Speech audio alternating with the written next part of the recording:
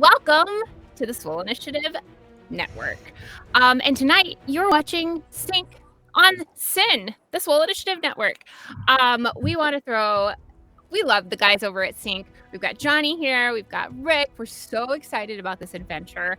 We want to throw a little bit of love out to our sponsors real fast, and then we want to get going. We want to make this happen. So first of all, Norse Foundry, we love you. We love your dice.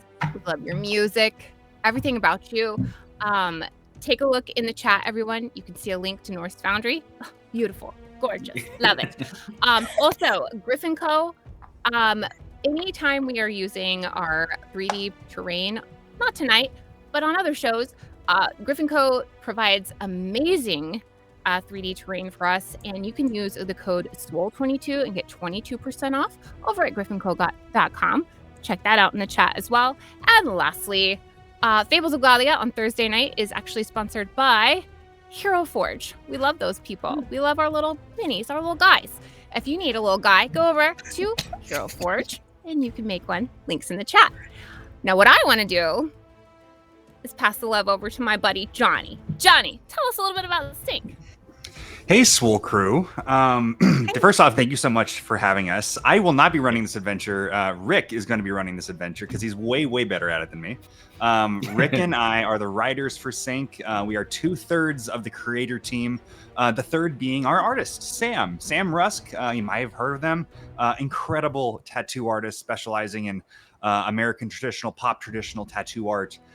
We came together to create Sync, which is the ultimate pirate and tattoo supplement for 5th edition.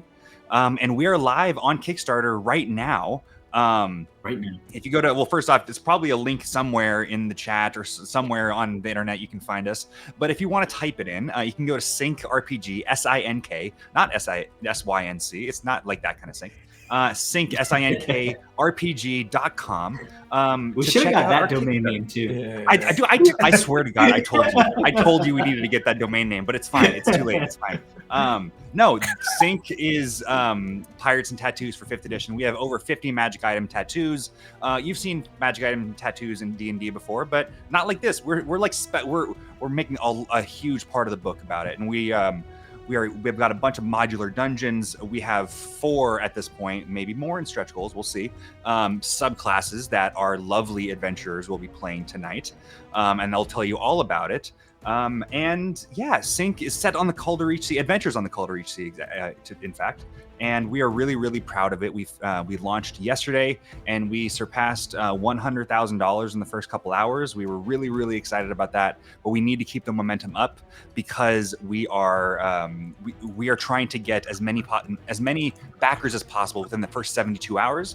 Because in the first 72 hours, you can get a free signed book plate and tattoo sheet for anybody who signs up for a physical tier in the first 72 hours. So it's very important that you do it before tomorrow ends. That's when the early bird bonuses end. So if you like what you see here tonight, you can go to synkrpg.com to check out more of our campaign page and see all the special stuff that we have written and created as accessories to go along with the campaign. So I will leave it up to you guys because you guys are the more interesting. That you're the reason why people came to watch in chat tonight. So Rick, why don't you take it away?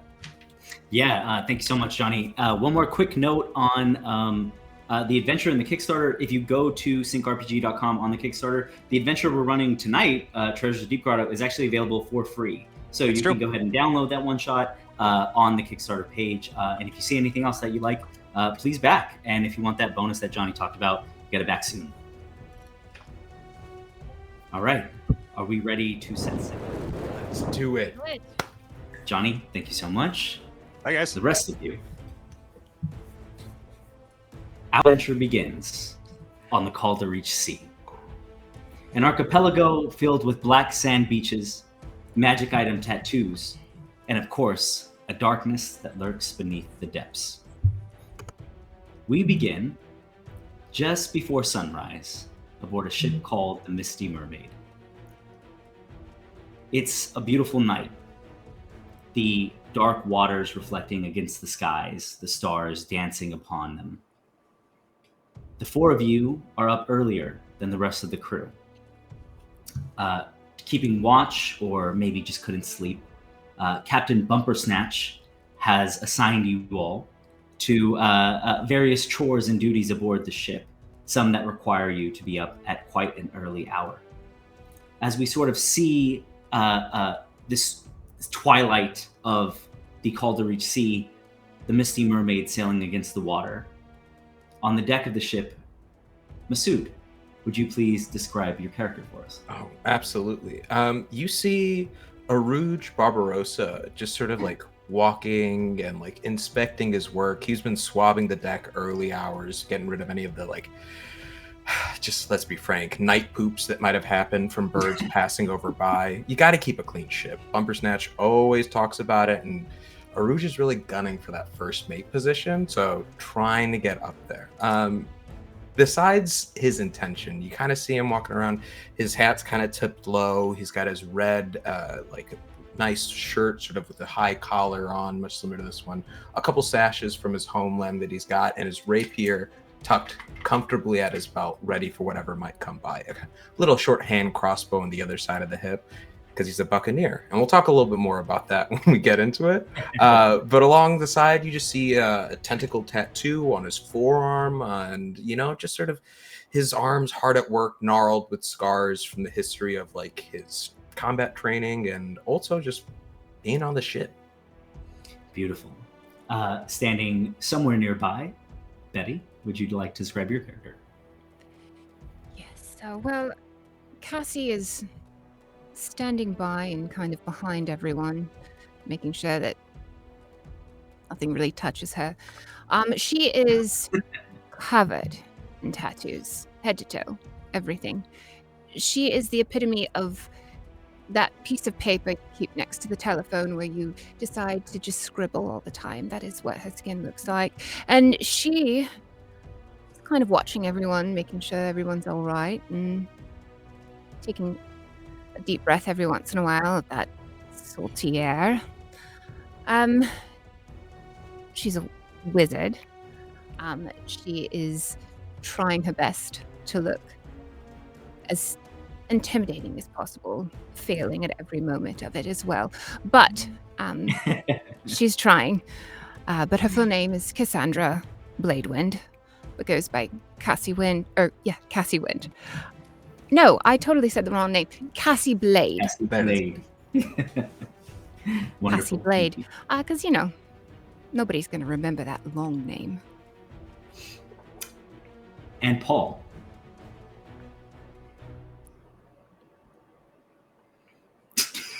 Wait, you're muted. My guy, I think you're muted. I think. I love. I am Sloan, 90% orc, 10% human. I've been sleeping on the deck because I get seasick when I cannot see the sea. But nobody else knows that, and nobody else better insinuate that. I've got a tattoo of a Grim Reaper on my arm. That is like that like comes out of the water, and it's actually a liquid Grim Reaper on my arm. Beautiful. And Ashley. Ashley also muted. What a trend. I don't think you see Sparrow so much as hear her. You hear just strings kind of lazily being plucked from some obscure spot, and kind of like looking around, you see that there is like a half-elf sized lump in one of the sails that is kind of like she's using it as a hammock, and just kind of laying in there and kind of like toying around with this lute that she has. But she kind of like, she'll pop up over the sail to look down at everyone, and you see she has these long, long auburn braids that go down past her waist, and all of these like different trinkets tied into them, and her ears poking through. And she has like a bright face, is just kind of like inquisitive with a smattering of freckles across it. And she just kind of looks over and is like, "Oh, we're starting early, aren't we?" The rest of you are aboard the ship, and you hear the sound of Sparrow reach your ears from her hanging position as she's sort of relaxing, playing some music. Some of us have been up earlier than you, Sparrow, okay? And we've been starting very early. Doing what? The birds are just gonna shit some more. Look at them. Yeah, and I'll be ready for them, okay? I'm gonna make sure this deck is look at this right now. Not a okay, there's a spot back there. I'll be right back. And over there. Yeah, okay, actually, this is very helpful. I missed something over here. You've got a good view. Yeah. Rouge, actually being the only human aboard the deck at the moment, you don't have dark vision and the sun isn't out yet. So there are spots that they are seeing that you just are not. Perfect. Thank you. I'm not going to acquiesce. This is actually helpful, but I will say thank you. I make extra spots because I need a fee. Sloan, there's the edge of the boat. You can do what you gotta do, I'm telling you. And then we need you on the rigging. We gotta get these sails up before the morning winds really cut in, guys. Cassie has her mage hand go close. It's kind of glowing to Arouge. It's pointing to all the things that he's missed. Here, there. Sparrow, maybe he needs some music. Play my favorite song, Death of the Innocents. I don't know that one, but all right. And she just kind of starts like plucking some she's trying to play metal on this tiny little like something like hardcore, but really it just kind of sounds like ding ding ding ding ding ding. Let's find out how good that sounds to everybody. Go ahead and give me a performance check. Ooh, let's do it. Okay. Not me having to roll online. Ooh, okay. I think that's a 16. 16's pretty good. Being completely unfamiliar with the song, maybe even the genre entirely, you still manage to pluck out something just by your musical prowess, your enthusiasm, and maybe their just desire to hear something in this early morning that it's got a beat. Nice. Oh man, Sparrow, great job. We're really, honestly, I was doing this alone, and now it feels like I have 3 supervisors on this. Not the real intent. It would have been helpful if you guys joined in, but this is good. This is helpful. As you continue to swab the deck with 2 supervisors and a radio, you see that the sky begins to subtly brighten. A red-orange gradient appears over the horizon. As it does, there's a little bit of hesitancy, confusion upon any of you who would recognize this is quite a bit early for the sun to be rising. You look towards the horizon, and instead of a rising sun, you see a ship. Is that right? There's prop work. Instead of a rising sun, you're almost blinded as you peer through. A ship that is on fire. Massive sails of flame and 3 heads of a Cerberus at the mast. As you look towards the ship that is approaching faster than any ship you've ever seen, what do you do? Is there a bell? Yes. My mage hand will go to the bell and start ringing. Your mage hand goes and floats as quickly as it can over towards a bell and begins to ring it. The sound of this heavy metal Death of the Innocents starts to get drowned out by the sound of the bells. And suddenly another sound reaches your ears. The sound of an explosion. Arouge, as you look over towards the ship, you see that the 3 heads of the Cerberus open their mouths and massive fireballs erupt from each one of them, ramming into the side of the Misty Mermaid. We're being hit on the starboard side! Quick, we need extra hands! Come on! You see the bells ringing out of pure chaos. You see people begin to make their way towards the deck of the ship of the Misty Mermaid. You see Captain Bumper Snatch make his way up. He's sort of buttoning his shirts, tying the top of it as he makes his way up, and he goes, "What in the hell is this going? Doc!" And he jumps down onto the deck as 3 fireballs hit the sides of the ship, sending you lurching forward. Each one of you falls towards the ground as you sort of grab your bearings, get your sea legs back again, as you peer over and the ship is rapidly approaching.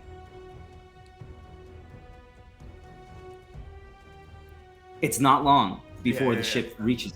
As the ship reaches, you are suddenly boarded as more fireballs begin to plummet against the side of the Misty Mermaid. You immediately, traveling upon this ship and many others for several months, if not years, you know that the ship is taking on water.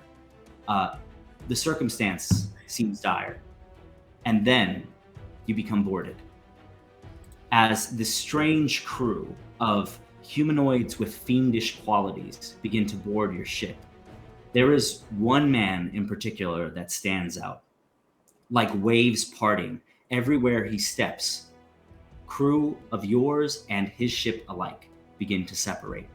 A man with a tricorned hat and a sword that looks like a wave at his side. There are two eels that look like they're floating in the air, swimming around him. And as he turns his face towards you, Sparrow, you notice that the eel floating around him flows through him. Half of his face is completely skeletal, and the eel goes through the ear and out the eye. Does that tickle? You see him look over in your direction. Not in the slightest. Now, who's your captain? I point quickly over to Boomerang. Immediately giving up Bumper Snatch. You see Bumper Snatch sort of finishes tying the last knot of his shirt, and he stands with all the conviction that he can muster. I be Bumper Snatch. Tell me, Bumper Snatch, would you like to die standing or on your knees?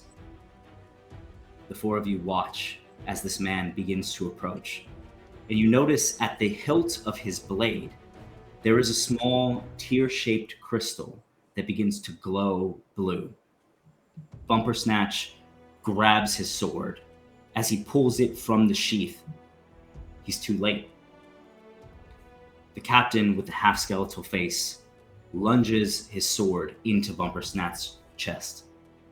And as he collapses onto the ground, you see a strange blue, somewhere between a mist and a liquid, begins to pour from his chest, separate, and then coalesce once again into the hilt of this man's sword.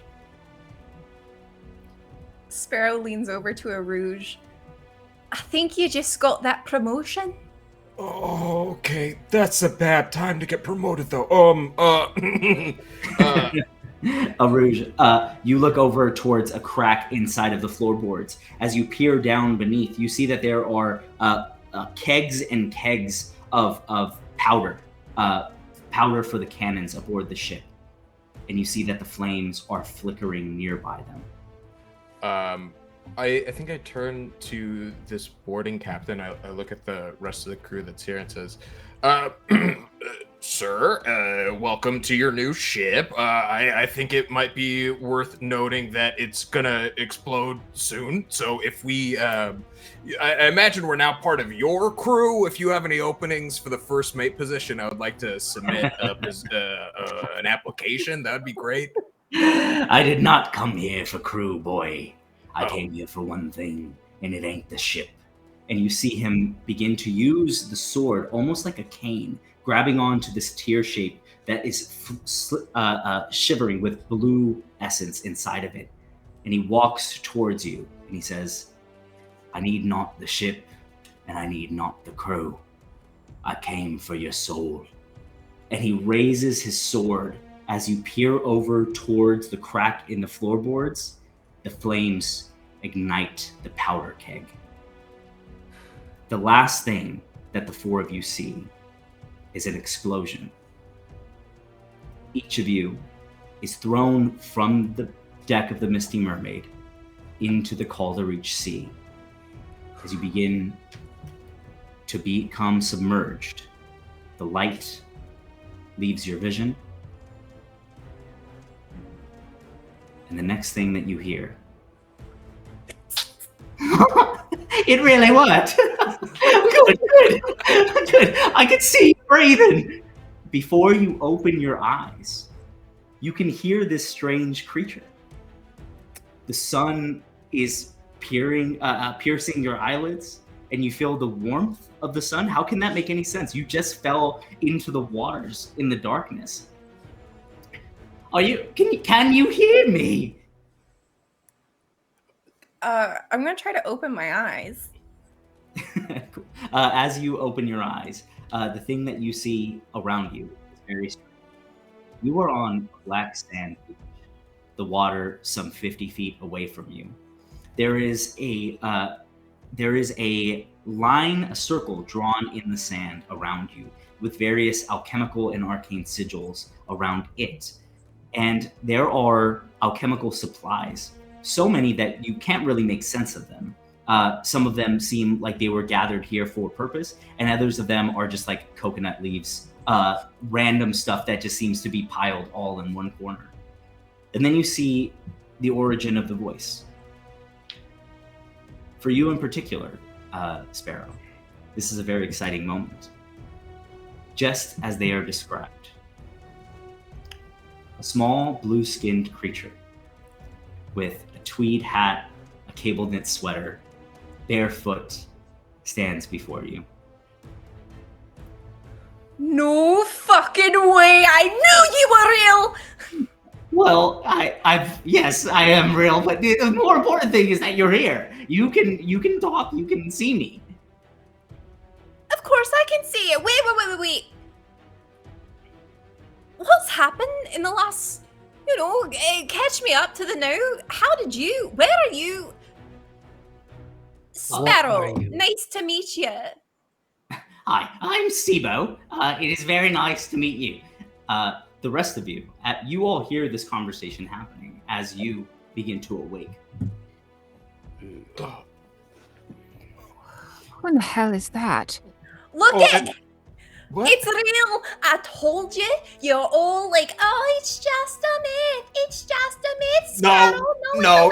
But they're real! They're real! It's a Kabura Manekis, and I told you!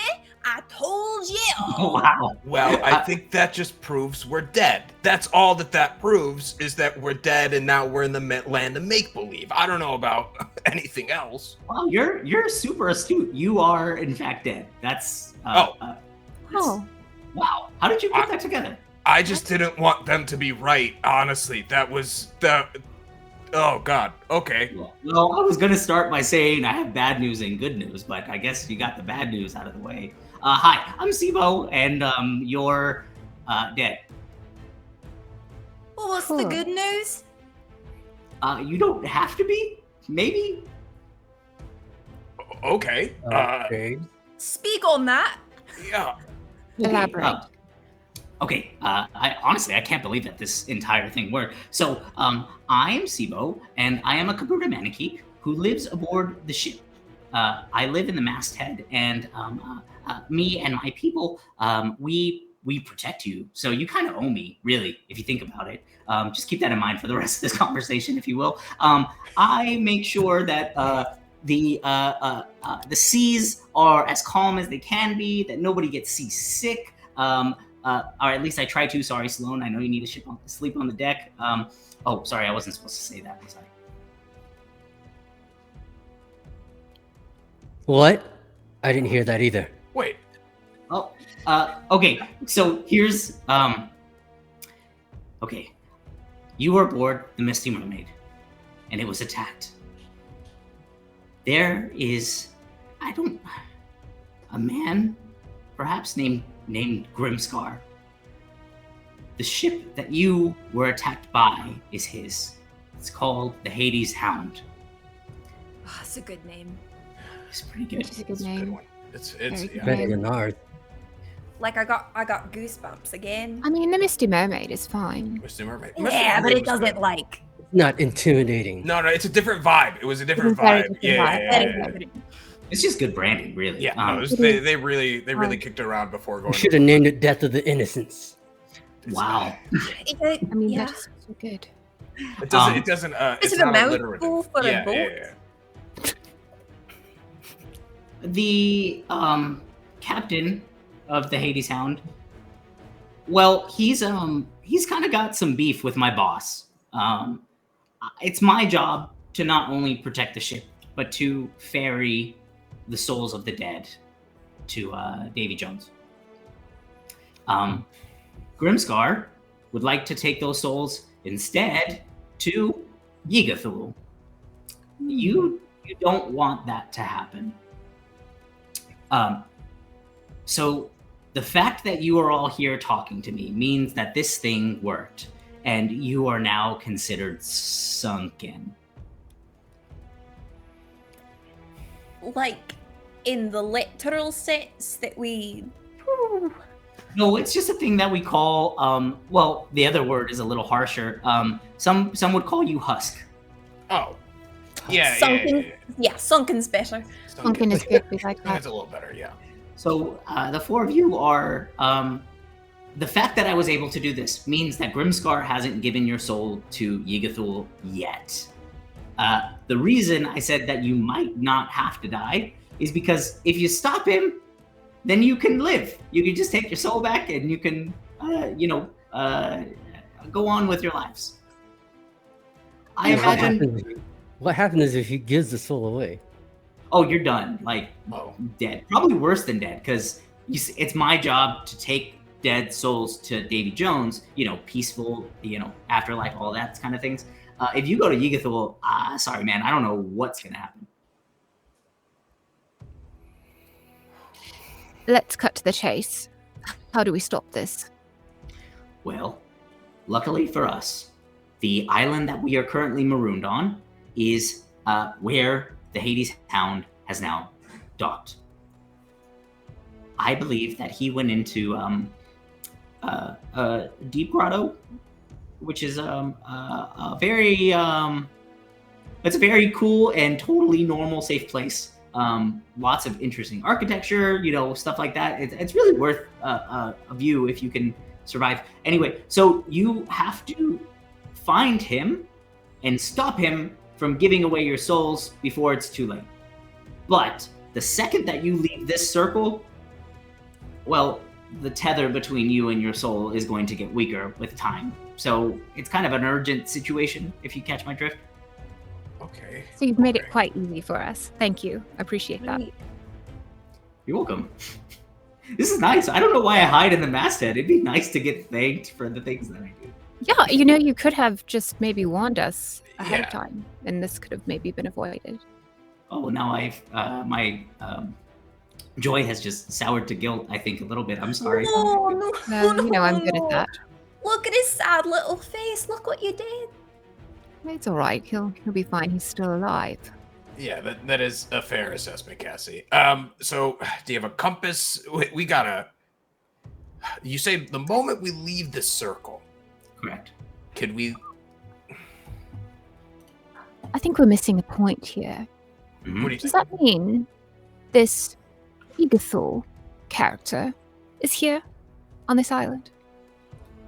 Whew. I certainly hope not. Great. Great. Okay, we can do this, guys. We got this. We got. Oh, I mean, honestly, we kind of have to do it. It seems like, otherwise, we're just gonna fade into nothingness, and I don't like that.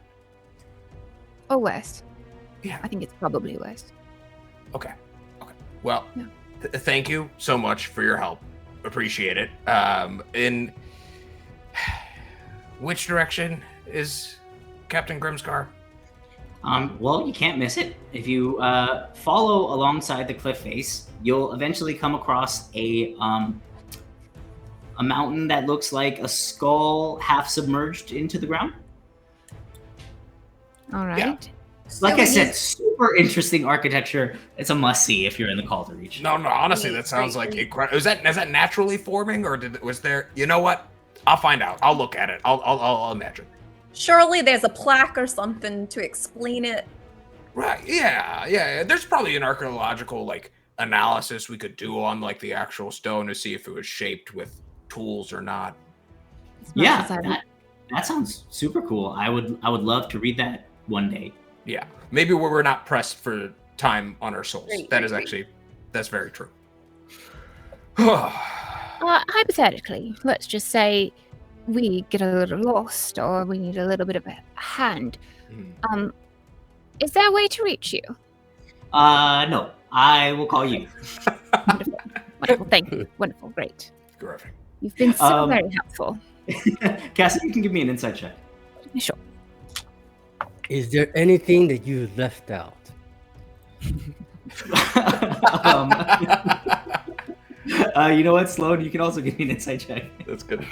That is 16. 16. Awesome. 7. 7. Sloan, this small creature seems to be telling the truth, nothing but the truth, and the whole truth. That was not the correct order, but you get the gist.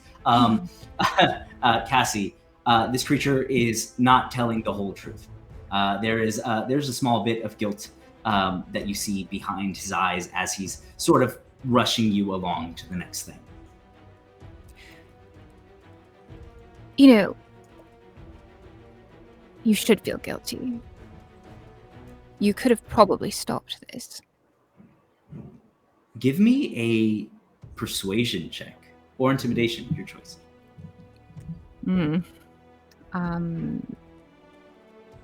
It'll be intimidation. 10. 10.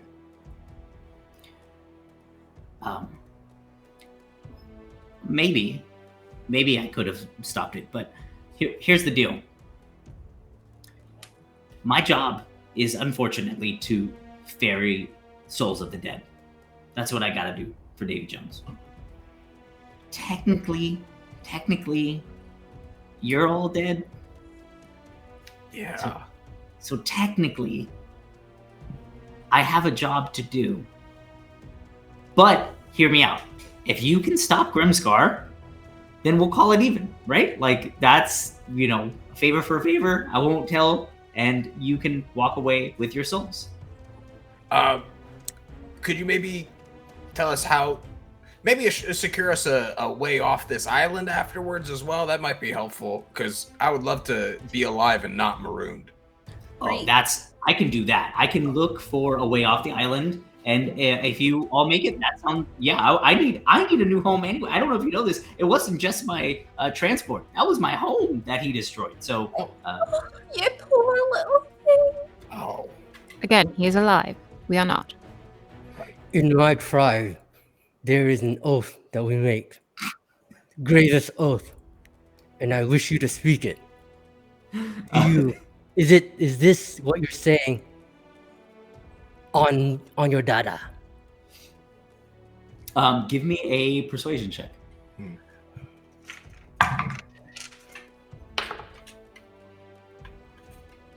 7. Yeah, sure. Mm-hmm. Yep. Say it. On my data. He's telling the truth. As I'm sure that worked so well. How do we know that if we succeed, we don't still get ferried to Davy Jones? Well, I guess you'll have to trust me. Good. But hey, I got you this far, right? That's got to be worth something. Yeah, absolutely. And if we do this, it sounds like maybe Davy Jones might owe us a little something. That could be pretty nice to have in the back pocket. Very true. I also think it's probably best that Davy Jones doesn't know that we died at all. Right. And so we're going to do a good job to make sure that he doesn't find out. Right. And Isn't he that would owe us correct? nothing because he has no idea this has Yes. happened. Gotcha. Yeah, totally. Great. All right. Well, thank you for your help. That's okay. You're welcome. Aruj stands up and says, okay, I'm dead, but I'm corporeally okay. I'm just missing my soul. Thank you for doing that. I'm going to yeah. try to summon my mage hand. Is it there? Yes, you summon your mage hand, just as you've done 1,000 times. In this moment, you feel your connection to the arcane, to the weave, to you look around and you're in fact still breathing. There is nothing that seems to be different about this condition to each of you, except for there's a sensation of pressure, as if you are many, many miles beneath the sea. And the pressure is sort of, every time you breathe, there is a little bit of a pushback. Mechanically, the four of you are afflicted with a sunken condition. What that means is that the tether to your soul is a little bit weaker. Should you reach 0 hit die, and then reach 0 hit points, you are dead. There is no death saving throws. That is the end of the line for you. Great, low stakes. We'll be great. Anyone got a bit of a cough? Anyone else feeling that? Nope. Pretty much feels like Sloane is just standing on my chest right now, so that's what it feels like.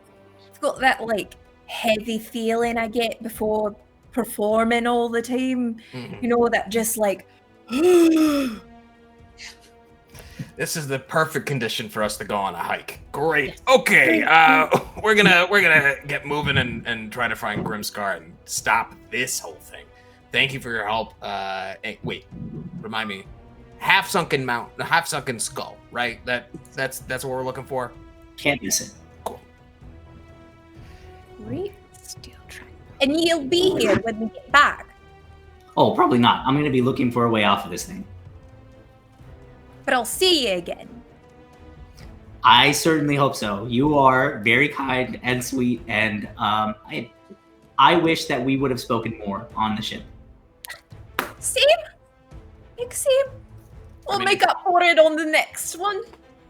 If we knew that you could talk, I mean, I would chat with you. It would have been nice to have someone else up at the wee hours. That'd have been nice to have known. I know, but then I was afraid that you'd ask me to help you swab everything, and No, but did you know where the poop was? Could you just like feel it? Were you like a mushroom? Like did you have like sensitivity in that sense to the rest of the we'll talk about this later. This is a much deeper question than I initially managed. maybe on the next ship we can find out if I'm like a mushroom in any capacity. Great. So we'll see you soon I certainly hope so. on your data. On data. Yes. That was convincing. Well, Okay. let's get to it. Let's get trudging. We start walking Ladies in the first. direction that he pointed. Did he point a Yeah. direction? Yeah, he Okay. mentioned Yeah. along the cliffside. So Okay, yeah. yeah, Okay, yeah, that yeah. one. The four of you exit the circle. When you do, that feeling is suddenly much heavier for a moment. But as you begin to sort of take this hike with this weight upon your chest, you never quite get used to it. But mechanically speaking, it will have no other implications other than the condition itself. With the awareness that your very soul is sort of on a timeline, you begin to make your way towards a cliff face. As you walk over in that direction, you do see off in the distance the burning sails of the Hades Hound. The ship is docked on the same island that you are. How do you want to approach this cliff? Do we feel like they can see us? If someone was... Can I make a perception check on it? Just Yeah, absolutely. Yeah. Let me roll that. I would say for sure, go ahead and roll a perception. All right.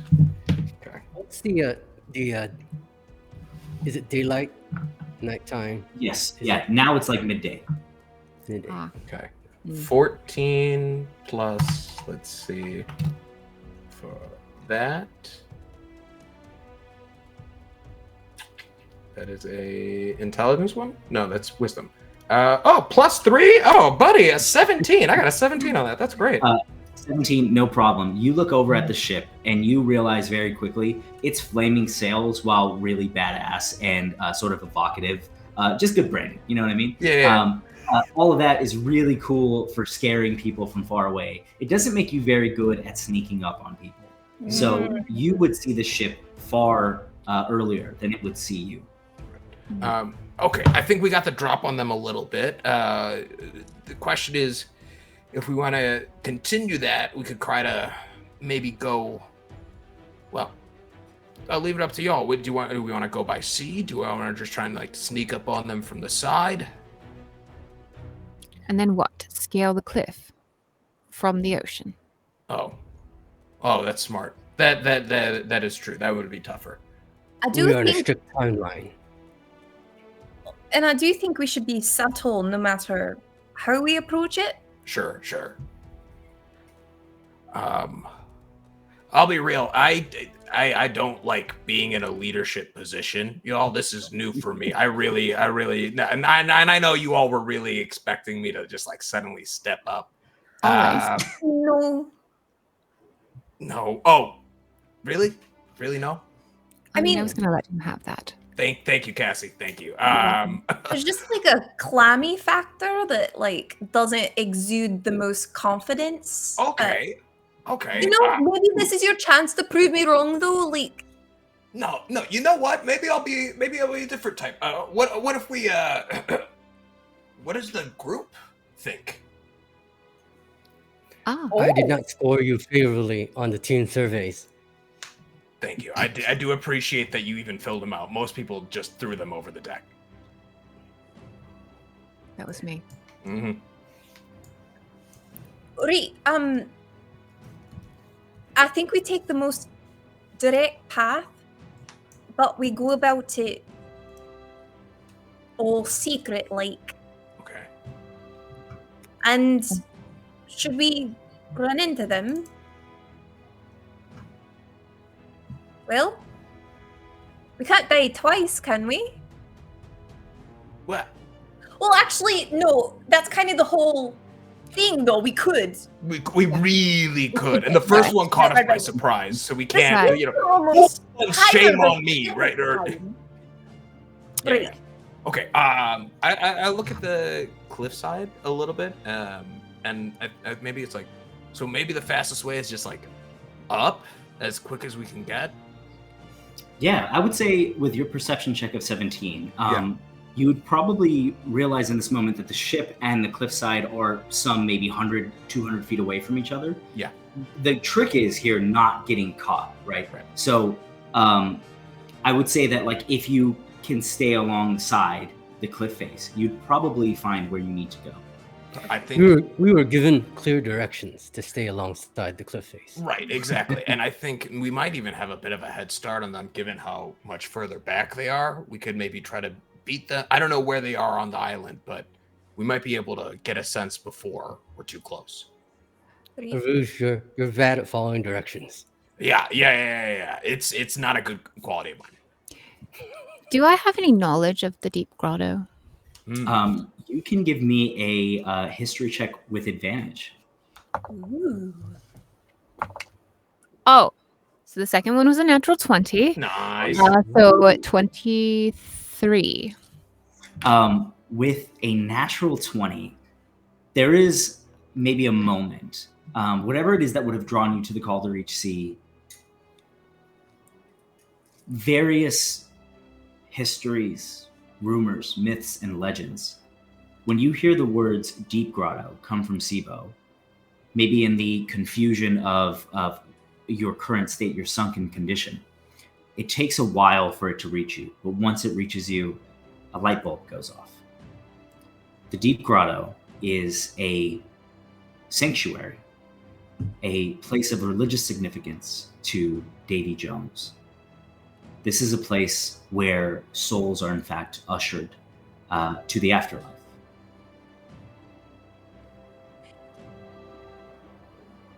Huh.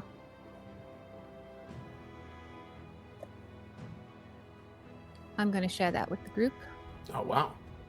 Did he just trick us into hiking to where he was gonna have to take us? Well, it I don't might know even now. seem like Grimscar needs to get here with our souls and not give him to Davy Jones. So it's really oh man, I hate to say this, it actually is kind of a race to try to get there before he does. Wait. Question. I know we feel that like heavy feeling, that like emptiness, but do we feel any like, you said that the tether is weakened, but it still exists in some way, right? Like, is there any way to feel kind of like the direction that my soul is? Oh my God. That is such a cool question. Go ahead, and we're gonna roll an insight check, and Okay. this is going to be an insight like on yourself, basically. I rolled a 1. Oh no. I'm still Your discovering myself. No, it's Really good. That's funny. the trial of every artist discovering themselves. Your intention is not incorrect, but the mere thought of it is anxiety inducing. It is this existential dread of my soul is not with me and I can feel it. And in that moment, any chance of trying to like find its direction completely leaves your mind as you realize that like you are not in control of your soul at the moment. Was I ever in control of my soul? Are any of us? Oh, Sparrow, this is a weird. You know what? I'm excited for the Oh, her album right lute. after this. Yeah. Picks up her lute and immediately starts playing just like only minor chords, like the most like melancholy, like slow strumming shoegazy kind of sound. Well, I do believe we're trying to not be caught at the moment. So the less sound would probably be. Thank you. I love your playing, and it's beautiful and it's gorgeous, and you're wonderful. You're right. I'll just keep all of that in here. I think that will be the best for all of us, me included, to just keep it all Inside, bury it down deep, and then you won't feel it just anymore. like you always say, just like squash it right down. Don't worry about that right now. We can deal with that when we're living. That's a living problem, huh? That's I correct. like that saying. I want to get that embroidered on a pillow.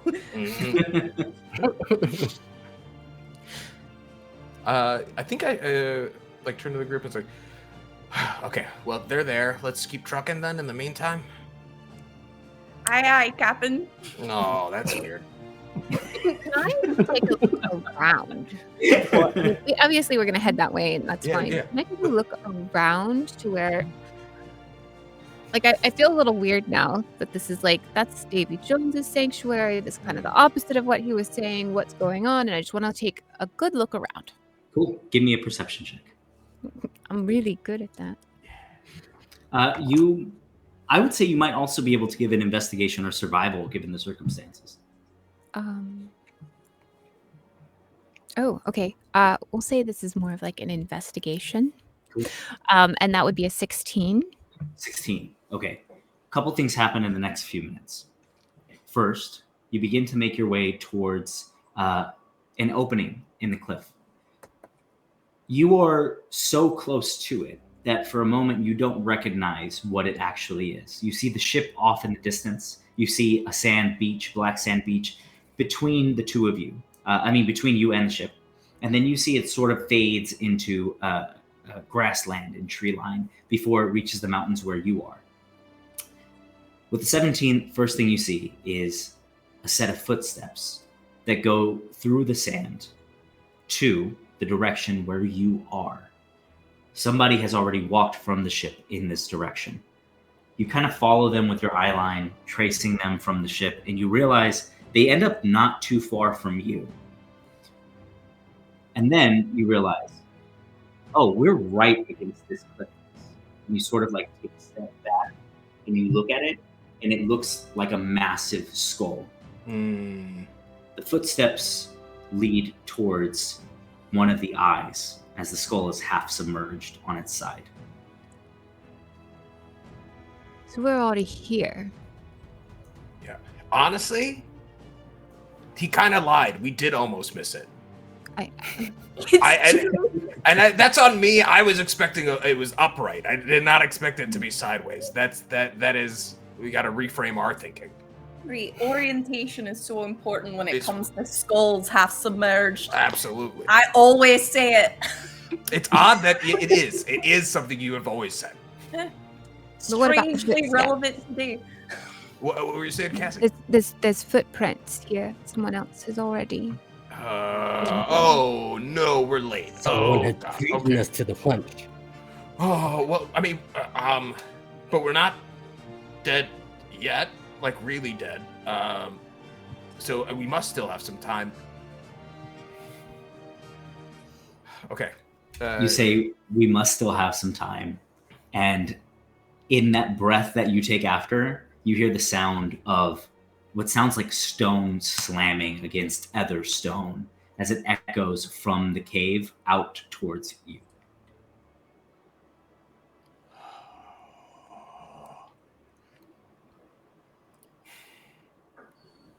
That can't be good. I'm sure it was fine. It's probably not, but it is better than not existing, which is the thing that I'm grappling with right now. Oh, okay. Let's hurry. Let's hurry. Hurry, but in a very quiet way. Right. As stealthily as we could. Hurrying in a very quiet way, I'd like you all to roll stealth checks. Yeah, absolutely. Do you say stealth? Yes. Okay, just want to make sure. Cocked. Okay. 16. Nice. 18. 18. Do you want to go first? 11? Oh, good. I'm glad you went first. 6. Oh, fuck. Okay. Okay, cool. Yeah. Yeah, that's super good. The four of you begin to make your way down, first to this massive eye. As you sort of peer inside of it, you see that the natural stone formation starts to... God, I got some of your accent, Ashley. You see the stone formation? No, you see the stone sort of begin to fade into this strange, almost like as if it was once part of the ocean as well. You see like the remnants of calcified coral, the distinct smell of like low tide as you begin to make your way into this cave. When you do, Cassie, would you please describe the tattoos from the Runeweaver ability and who has them? Sure. The Runeweaver that I've given to Sparrow is the ability to make herself a lot harder to be hit. It looks kind of... Actually, I didn't pull this up. Is there an actual image for shield? No, for the Runeweaver Okay. ability, essentially, this is a spell skin ability that you can just you can tattoo your friends all day long. Every single person on here can have 100 tattoos, but 2 people, 2 tattoos, you can make magical for the day. Right. On the outside of her arm, Cassie has what looks like a shield with an anchor on the outside, and it is magical to where it makes it a lot harder for her to be hit. Also, I don't remember where I wrote it down. One moment. Sloane has a mountainside with a crack down the middle. And you can see waves coming up. And that is the ability to call thunder to his aid and push people away from him. Push people away from him. Yes, Death of the Innocents. I love that song. Sparrow, you also have a It's tattoo. the most beautiful tramp stamp she's ever given. The most beautiful implies that there's more than one. Oh yeah, it's like the credits above of the a crack. movie. We had a whole moment about Right it. above Love it. Sparrow, you actually do have one more tattoo that we will need to roll for before we go deeper into this cave. I did roll for it at the top. Okay, great. If you have those numbers, just hold on to them. But there are a set of dice upon Sparrow that. You see there are, like, in the palm of her hand, there are 2 dice with a face up, and like almost as though in like white ink, there's a number on the face, but you can't quite see what it is. But when it activates, you'll see what they can do. The 4 of you begin to make your way down into the cave. As you do, Arush, you are the only one without dark vision in this group. Yeah. Relying perhaps on your friends to help guide you down these stone steps. Eventually, you see light, candlelight, flickering from within. As you make your way to the atrium of Deep Grotto. Oh, I don't like that. This is what you all see. Oh, there's things. There are things. Okay. Okay. Massive natural stone room opens up. Yeah. Some 50 or 60 feet across. There is several things that catch your attention here. Some stone steps that lead further downwards, sets of candles that are all over the room. Straight ahead, you see a pair of massive stone doors that seem to be closed. And then to both the left and the right, you see narrow hallways that lead in opposite directions.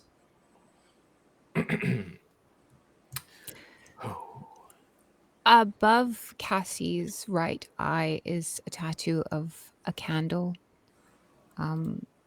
with an eye underneath it. So she has got another eye here.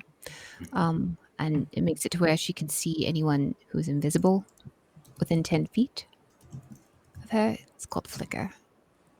So she's going to be trying to look for anything that's hiding. Okay. As you sort of, are you staying where you are currently, or are you walking around the room? I'm going to stay behind-ish my crew here. Okay, cool. I think you guys should all be able to move your tokens. Is that correct? Oh yeah, absolutely. I didn't know if I was gonna move it just yet. Yeah, I think Aruj starts pinging and walking around a little bit. Okay, cool. Just seeing what's happening, stepping up. I might want to look at the doorway and the 2 hallways. Like sort of like seeing on like just like standing in front, examining both. Or well, all 3, I guess. Awesome. Yeah, and shout out to Mike for helping me set this up. Each of your tokens has vision determined by your race and class. Very cool. If you can see a token, then you can see it. If you cannot, then your character cannot. Oh, so sick. Dope. Yeah. Cassie, as you A little bit forward. and you are trying to perceive invisible creatures, things that may be hiding, there's a couple of things that catch your attention. Along the stone walls, sorry, not the stone walls, it's sort of strange mixture of stone and coral. You look over and you see that there are actually inscriptions inside of the walls, and many of them have been defiled and defaced. These ancient depictions of Davy Jones laying sailors to rest deep beneath the sea, giving them peace, have been basically destroyed. And in their place, you see strange infernal writing. Arouge, as you were making your way across the room from one of the narrow hallways to the other, you see somewhere right in front of the door here, a skeleton lying on the ground, a ring on its finger, and a pained expression upon its face. Oof. Oh, man. Arouge steals the ring. Cool. That's a tough way to go. Yoink. You reach down. Yeah. You reach down towards the skeletal hand, Yeah. and you see that the ring is actually incredibly nicely made. It is sort of a gold ring with a ruby inlay, like a vein that goes around the entirety of its circumference. As you reach for the hand to grab it, it's sort of like stuck onto the finger for a moment, as if the skeleton does not want to let it go. But without much effort, you are able to pull it off, and the ring is yours. Hey, look at this. Pretty nice, huh? And he slips it on. I just happen to have a red ring. Great way that worked out. Okay, you did bring the props today. I'm Yep. really just ready for it. It's not gold on the outside. It's silver. It just looks better on my skin. We won't talk about it. But no, yeah. I put on the ring. As I look at it, I was like, wow, look at that. That's this would be nice. I got a little trinket to die with. The ring that you put upon your finger, you immediately sense a strange, sort of profoundly magical effect. You look at the infernal sigils upon the wall, and you cannot read them, but you feel a connection to them. And you hear the sounds of whispers in a language that you do not understand. The ring that you have is called the Ring of Requited Suffering.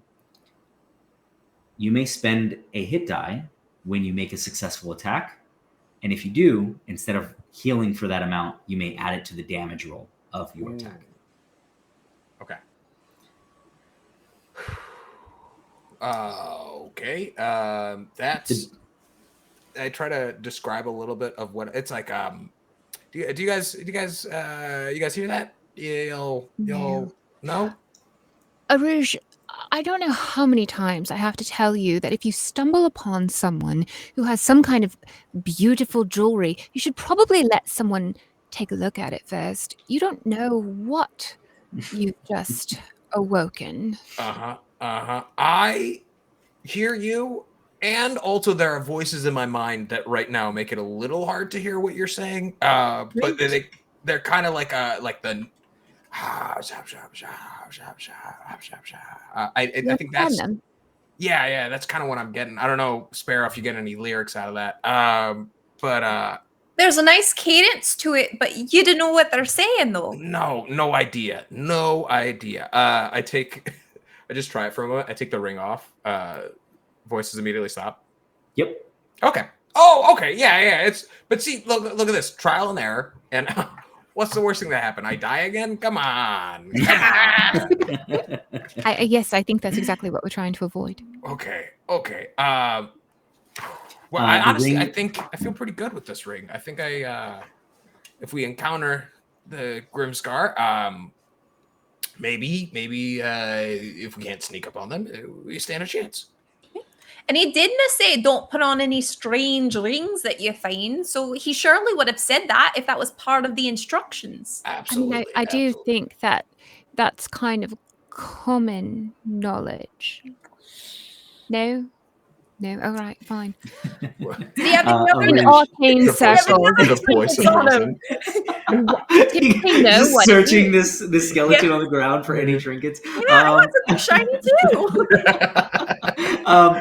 You can go ahead and give me an investigation check. Arouge, the ability to take off the ring is not just a coincidence or me just not trying to give you a Frodo situation. It is a mechanical implication. The ring does not require attunement. So anyone who puts on the ring can gain this ability. Nice. Okay. This is I mean, and you know what? I said it before when I said, "What does the group think?" The ring is for the group. I'll put it out there. Okay. We're gonna be a group that splits our spoils evenly. How about that? This is number one. Yeah. I got an 18. Did I find anything that I'm not going to share? Sparrow, you look over the room. You start peering through, the skeleton. As you start like looking for other trinkets, there is something strange that you see on one of its hands. There is an inscription burned into the hand, and that's all you find. I'm going to take the hand off. Amazing. Look it! Oh, It's a hand.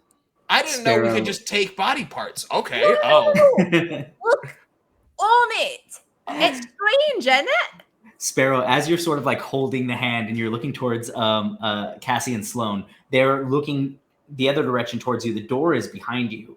The two of you, Cassie and Sloane, you see on the door, there's actually a couple of points of interest. The first thing that you notice, the most prominent, is in the center of both doors. You see that there is a large infernal sigil that seems to be glowing red. It seems to be pretty recently inscribed. And below that, just behind Sparrow and Arouge, almost at like chest height, you see that each one of the doors has a basically like an imprint for a hand. And the hand has the imprint has a sigil that matches the hand that Sparrow is waving in your direction. Look at it. And she's going to make it give him the finger. Cute. I would assume that's potentially a key. Look at the door. Oh. You're a clever one, aren't you? That is That is slick. kind of my thing. Yes. That is true. She'll take the hand and kind of like against it. Cool. You press the hand into the door, and you see that it lines up one for one. It is a perfect the fit is perfect. The inscription upon both sides is perfect, but nothing seems to happen when they make contact. Oh. Do we need a second? Do all of the doors have the infernal sigil? There are two doors in front of you, and they both kind of meet in the center. Okay. You know, like Aragorn when he pushes open the door, it's I that kind of a deal. Do I know? I don't know. Did he break his toe while kicking that helmet? Yeah. You on each one of those doors, as if the places where Aragorn would have put his hands. That's where Got you it. see the hands on this door. We need the other Center hand. sigil. The center sigil is an infernal sigil that goes across both doors. This might be wild, but maybe we need to find another corpse hand. I will pick up the other hand of that person and see if it also has. It does not. Sparrow. Are there any other corpses? You look around the room that you're in. Unless one of your allies dies, there doesn't seem to be another opportunity for a corpse inside of this room. But there are two hallways that lead to the left and to the right. Of course. Sparrow takes the hand and kind of puts it up to her forehead like a searching kind of thing. Yeah. It's like, all right, we're on the lookout for another one, eh? Because I'm taking a lesson from what I learned earlier. I'm not just gonna put my hands on this door because I see maybe that's what caused this guy. So maybe we could look for right. That feels safe.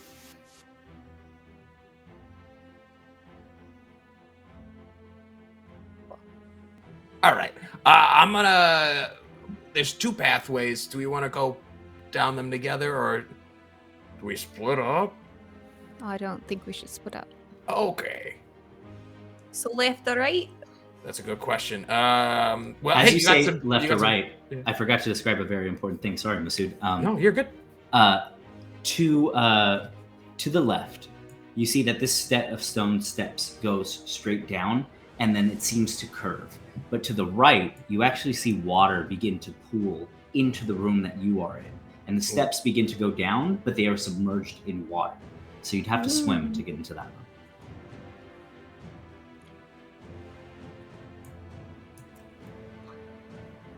Well, Let's go dry first. yeah.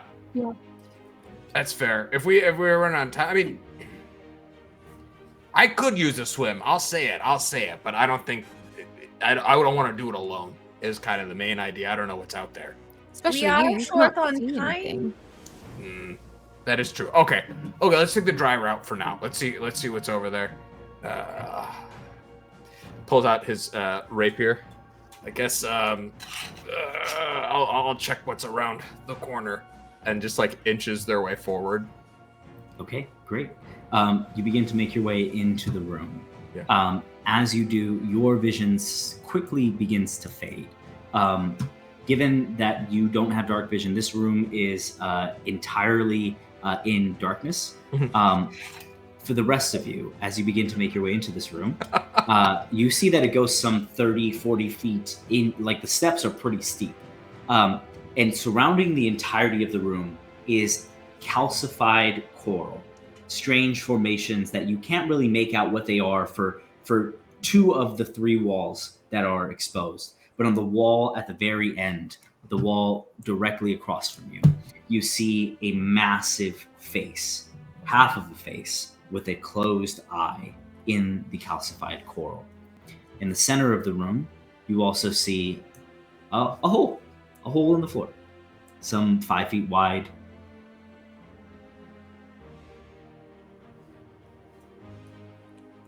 Can you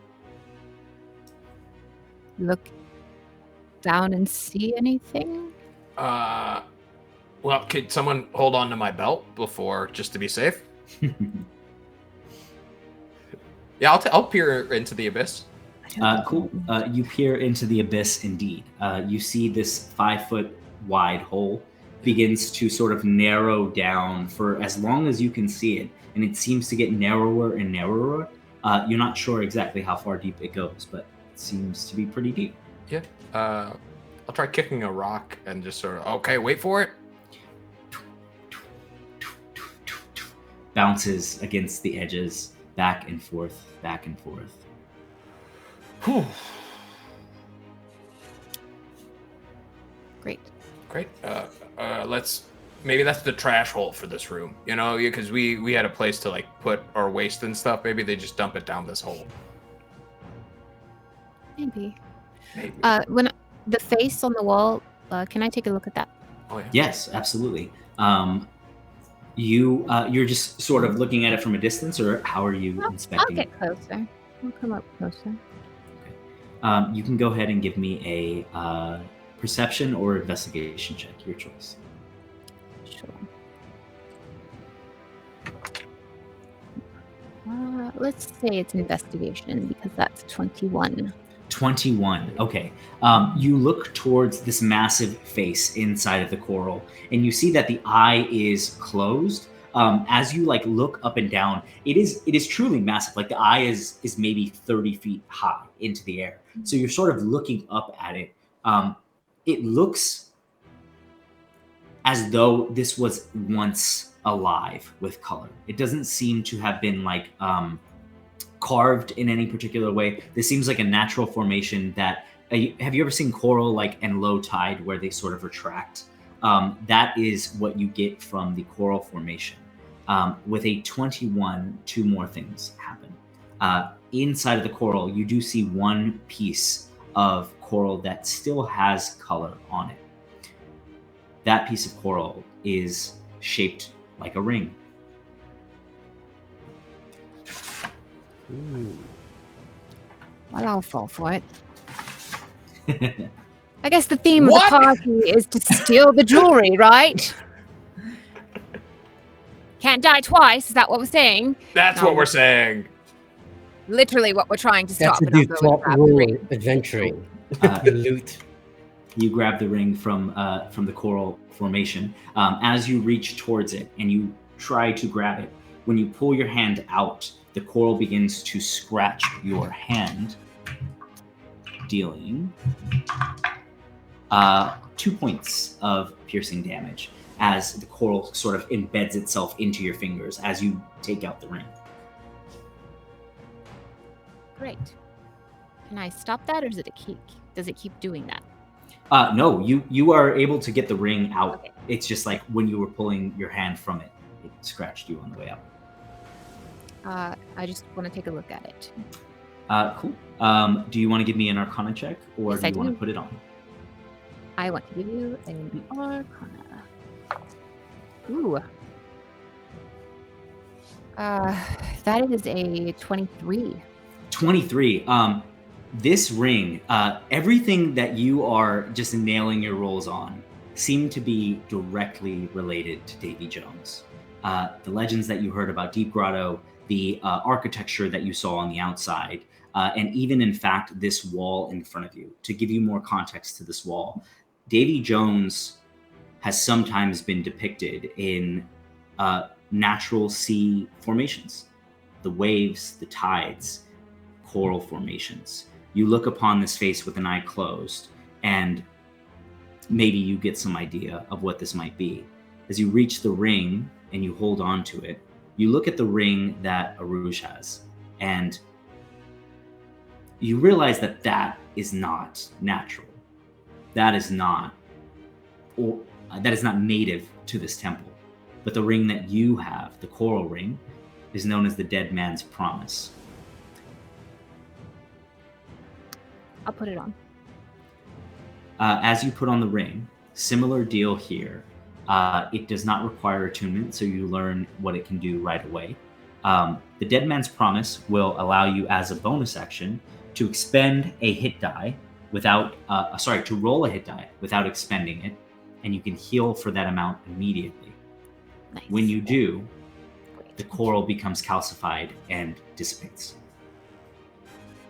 Okay.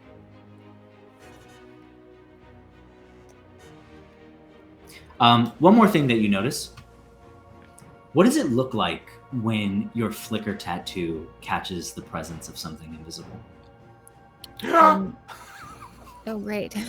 Oh, just one more thing. I would think that there's like a white film almost that goes over my eyes. You are looking at the ring, and Aruj standing right next to her. You see this white film sort of reach over your eyes, and you look towards this small crevice that opens up. You're not sure where it leads. It's much too narrow to see inside, but the eel that was slithering around the captain suddenly peers its head out, takes a look over in your direction, and with a strange, almost uncanny valley human-like laugh begins to just cackle as it sees all of you. Oh no. Do they hear the laughing? Yes, everybody can hear it. You're the only one who can see it. We have company. Okay. Is this a thing where it's like I can't see it because I just can't see? No. Only I can. Okay. It's our lovely eel friend. Okay. You look towards it, Cassie, and realizing that you can see it, it suddenly begins to slither back into the wall. That's right. Run away. Well, it knows I can see it now, so there's that. Okay. We are being followed. This all kind of feels like we don't have any information here. Like, I don't know if anything that Sibo told us was true, and I don't know anything about... Yeah. Okay, well... Is this the end of this room, except for the hole in the floor? It kind of looks like it, right? Cool. Yes, we're... So we have a couple... Ashley, you are muted. Wait. Yeah. I knew that. I didn't know that. Go on. What do you think? We have two choices. We get to jump down the hole here in the middle of the floor. We go back and take a swim. Or we just put our hands on that door and see what happens. Ooh, Wait. That is true. What if your ring and my ring potentially can open the door? Oh, I mean, it's something we could try. we could. We'd probably die for the second time, but One of the rings is not natural to this place. that is true. That's what I said a moment ago. Maybe just mine. Well, Although that infernal sigil is there, and It got the sigil from the door. I don't think it had it before. but the door has a sigil, correct? Right. So Right. maybe it burnt it. Oh, right. it's like a Huh? seal. Well, I'll be real. I'm gonna go look. We need to go. We were talking. I was like, yeah, maybe I'll go for a swim on the other side. We'll see what's up. Yeah. As you guys are sort of like discussing what all of this might mean, there is a moment where Cassie, you catch a glimpse of one of these creatures again, and two of them emerge into the room. As the four of you are standing inside of the room discussing what all of this might mean, you see two slithering creatures emerge from these narrow passages inside of the wall. As they sort of cackle in unison, you see the lightning that erupts from their body surround their form, and I need you all to roll initiative. Pharaoh, they're laughing at me like they did in school. Take out your anger on them now. Okay. It's perfect. It's great. It's a natural one. Yeah, natural Love 20. it. Oh, it's a +3. I don't know. It's a 4 with a bonus, but it's a nat 1, so I imagine I'm last. Aru's getting that one. Sloan, 21. 21. Let's go. Cassie, 15. 15, and Sparrow, 5. 5. Wonderful. Sloan, you were up first. So you just see Sloan start to kind of break down. It's like, stop laughing at me! Stop laughing at me! And like he reaches back with nothing in his hand. And he takes a swing like this, and as he follows through with the motion, an ethereal harpoon appears in his hand. Hell yeah. And he throws the harpoon right at the eel. Hell yeah. Go ahead and make an attack roll. Alright, so that's 5. 17. 17 does hit.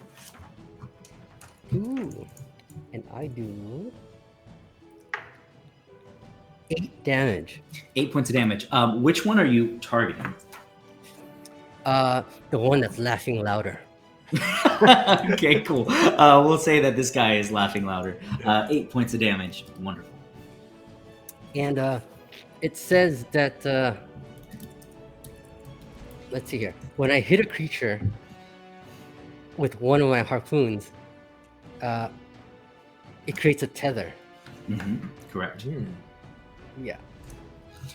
So you throw this harpoon over at this creature. When you do, you see that the ethereal nature of it also connects to a tether that leads back to your hand. Should you choose, you can use a bonus action to activate the secondary ability of the tether.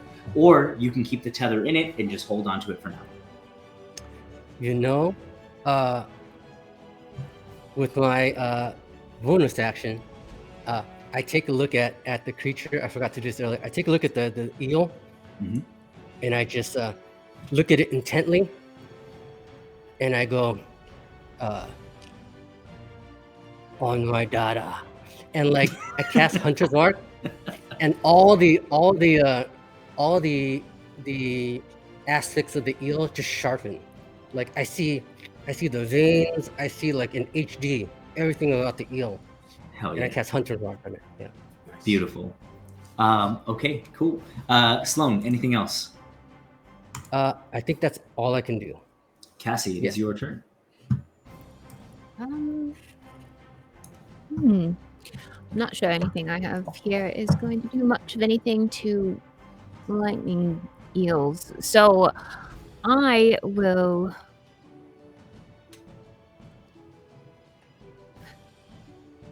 invisible creatures, do I get the sense? No, whatever. I'm going to turn invisible. They're not currently invisible. Okay. I'm going to turn invisible and I'm going to misty step Sweet. towards the doorway. I'll be in the Okay, cool. over here. Sweet. Cool. Yeah, that's actually a great note. This set of stairs is pretty steep, so you'd have to walk if you're going to walk on them regularly. You'd have to make your way to the base of them to make your way up. Of course, Misty Step completely down here? bypasses that. Yeah. Oh, right. Yeah. I just end up. Okay. Yep. Misty Step, just you teleport up to where you can see. Cool. Cassie, end of your turn. It is going to be Lubber's turn. And Lubber is going to make its way towards Sloane. As you attack the other one, and you sort of say, on my dada, you see this one approach. And earlier you said, stop laughing at me. And you see this thing that may or may not be able to even speak common, rolls around you and stops right behind your ear and just goes,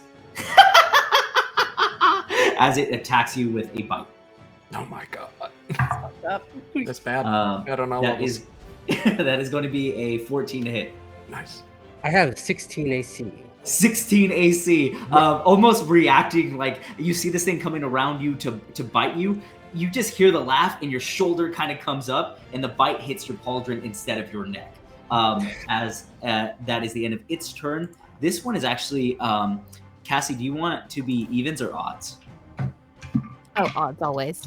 Odds always. Okay, on odds, it's going to attack you. Great. That is a 2. So Sloane, you're getting attacked once again. As this one approaches you and is going to try to attempt to make a bite. That is going to be a 15 to hit, so I believe that misses as well. Cool. That is the end of their turn. Sparrow. All right. Sloane just sees Sparrow come running, rapier out towards him, but she's gonna attack the eel that's kind of like wrapped up around him. She's just gonna attack with her rapier for now. So, Okay.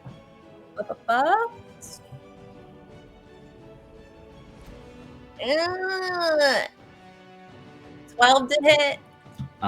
12 just misses. No. Okay. So she, like, goes, and Level she, like, 3. Level 3.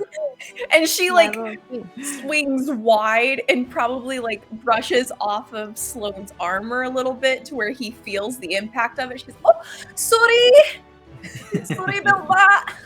Arouge, it is your turn. Awesome. I run up and I'm gonna get right behind the one that's also trying to get itself on Sloane, and I'll Okay. make an attack with my rapier. It's a +5. Cool. Okay. I do not want to be a Debbie Downer. Unfortunately, it is dark, so you will roll with disadvantage. Oh, that's no. totally okay. Let's do that. Let's run it again. That first one was definitely gonna hit. That definitely was gonna hit. Okay, that is a. Okay, so the first one was a 9 + 5 would have been a 14. This is a 6 + 5, so it's an 11. So that'll miss. 11 misses, unfortunately. That's okay. So after I'm gonna use Give No Quarter, and this is an ability of the Buccaneers where when you choose archetype to your level, you have the ability to overwhelm your opponent from all angles. After you use an action to attack with a one-handed weapon, you can make an additional attack with a ranged weapon you're holding or reload. And so I'm gonna grab my crossbow from the other side and make a shot at the other one that's I'll sweet. ping it. Yeah, the one that's a little bit further away, Let's do and it. try and shoot that one. Okay, this one's also disadvantaged, which we love. Okay, that's okay. That's okay. Okay. The 7 + 5 is 12. 12 just misses. Ah! Plus 13. I like turn and go, blast it! Does anyone have a candle to turn on in this room? Cool. Arouge, anything else? Nah, that's everything. Okay, Sloane. Me again. Oh, I am so upset at that eel laughing in my ear. I reach over and just backhand swing like that, and an ethereal harpoon appears in my hand, and I throw it at the other eel. Hell yeah. Yeah. It's, 12. 12 just misses. Jeez, these are like all right there. Sloane, anything else? Well, my bonus action, I am using an ability I have called Tidal Bond. Sweet. Yeah, and so basically, from like the pit of my stomach, electricity just starts to like crackle, and it travels up my chest, through my shoulder, through my arm, through the tether, and just shocks the hell out of the eel that's tethered right now. Awesome. It's got to make a dexterity saving throw. Okay. Against my... That is a 9 on the die plus. That is going to be 12. 12 is the DC. Oh no! Beats it. I hate this number 12. What's up with this number 12? What is this stalemate that's going on right now?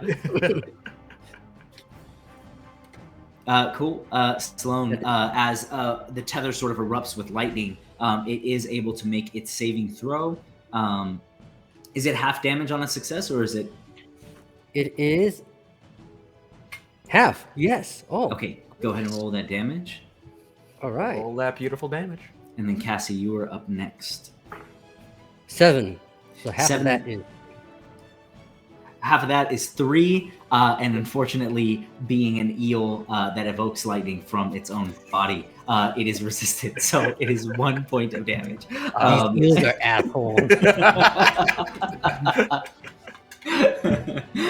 Cool. Anything else? No, that's all. That's all. Oh, Hunter's Mark. You can add D6 to it, right? Oh yeah. Oh yeah, that's right. Hunter's Mark. That's right. 2 damage. There you go. On my dada. Cassie, it is your turn. I want to take a look around the room. Are there any like torches or braziers or anything that are obviously unlit at the moment? In this room, there is not. Great. She's going to rip part of her dress. I don't know. Is there a stick or something around? Yes. Yeah. Okay. You, I'm gonna pick that up. Wrap the fabric. Yep. Wrap the fabric around it and firebolt the end of it and be like, "Get it together!" and throw Hell it down. Cassie, I love that so much. As you use Firebolt, both of the eels are going to use their reaction to a flame, which will allow them to teleport up to 30 feet away, adjacent to the caster who used the spell. Are they? So they're not. They're teleporting technically. So they're not like. And this one they teleport away. Got it. So no opportunity attack. Unfortunately, That's fine. That's fine. No, but you can fucking see now, so do something. Yeah. I'm on it. That's what we're looking at. Okay. Rick, are they still tethered after teleporting? Ooh. You can. Unfortunately, when you activate the tether, it explodes the tether. So you have to hit them to tether to them. Got it. Cool. Cool. Cassie, anything else? Nope. Okay, you are going to take 2 bite attacks. The first one is a 19 to hit. Not even shield would help either. The second is a 12 to hit. That is my armor class, so I will shield for that. And so the first one hit. Okay, great. That is going to be 6 points of piercing damage and 2 points of lightning damage. Oh, guys, I'm really squishy. Oh. As that is both of their turns.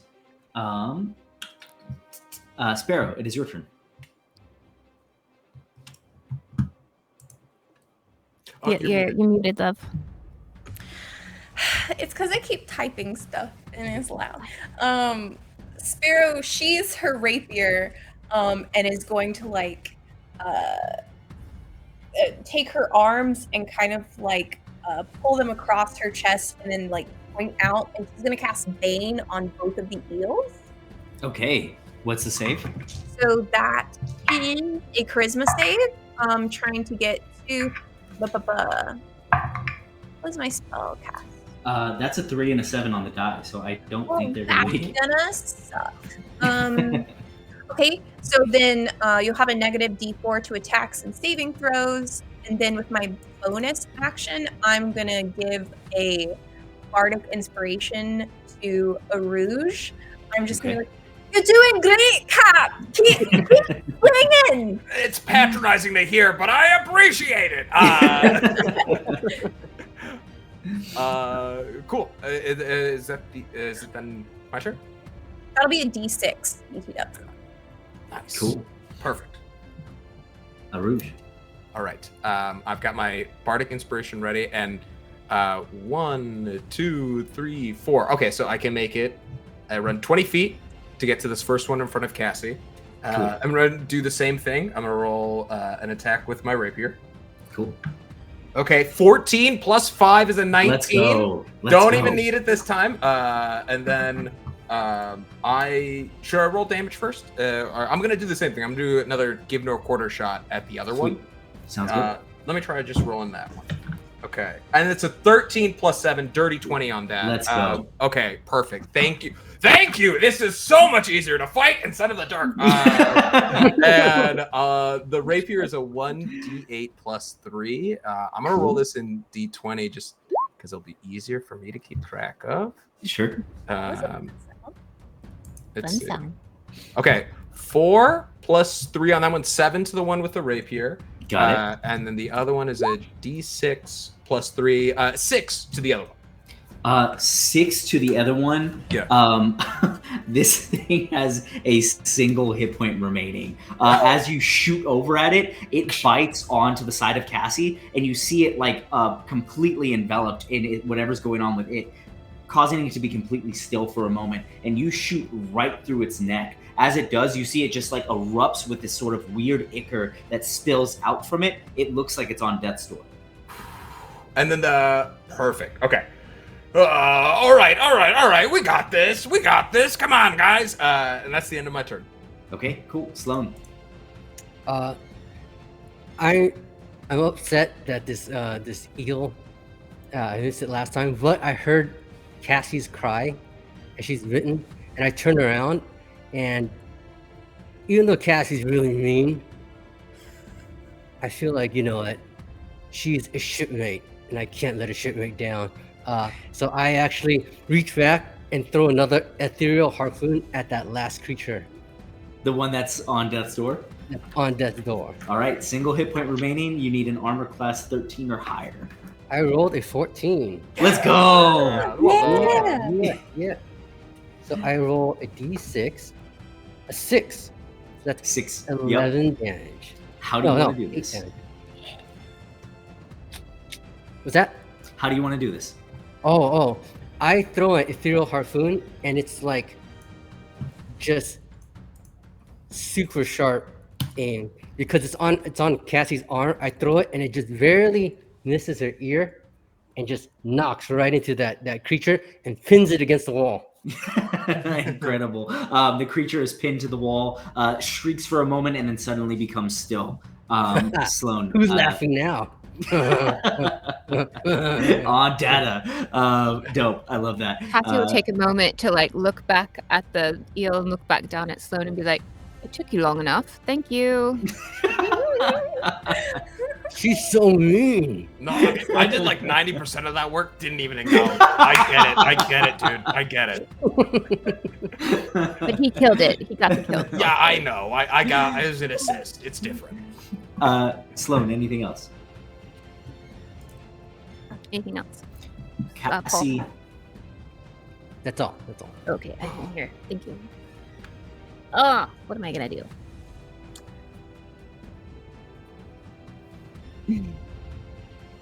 What does that ring do again with the healing and stuff? Basically, you can use a hit die without expending it, heal for that amount, and then the ring goes away. So it's a one-time use heal. Right. And it's like an action to do bonus so. action. Bonus action to do so. Mhm. I'm gonna do that. What is my hit die? I believe as a wizard, it's a D6. D6. I'm gonna use it. It's gonna be gone. Sorry, guys. Hopefully that doesn't open the door. And that's 4. 4. Awesome. Let me double check something really quick. Okay, yes. The coral ring bleaches and crumbles, but you are healed for 4 points. Okay. And then I will.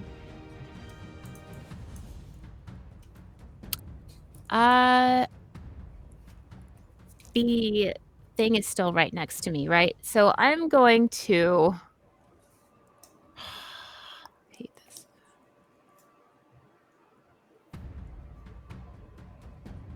I'm going to use the.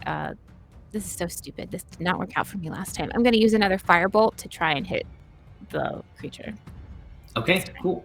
It has not recharged its teleport and would not need to in this moment, so go ahead and make an attack roll. Unfortunately, is within 5 feet, which means disadvantage. That's right. So that's 11 plus 5. So it was had a 12. Oh, yeah, that hits. Okay. So the D10. High rolls, high rolls, high rolls, high rolls. It does 7. 7 points of damage is Fire a lot damage. for this guy. Okay. Yeah. Cool. Cool. Yeah, that's a lot of damage for this guy. Cool. Anything else? No, I'm gonna keep inching out of this room though. Cool.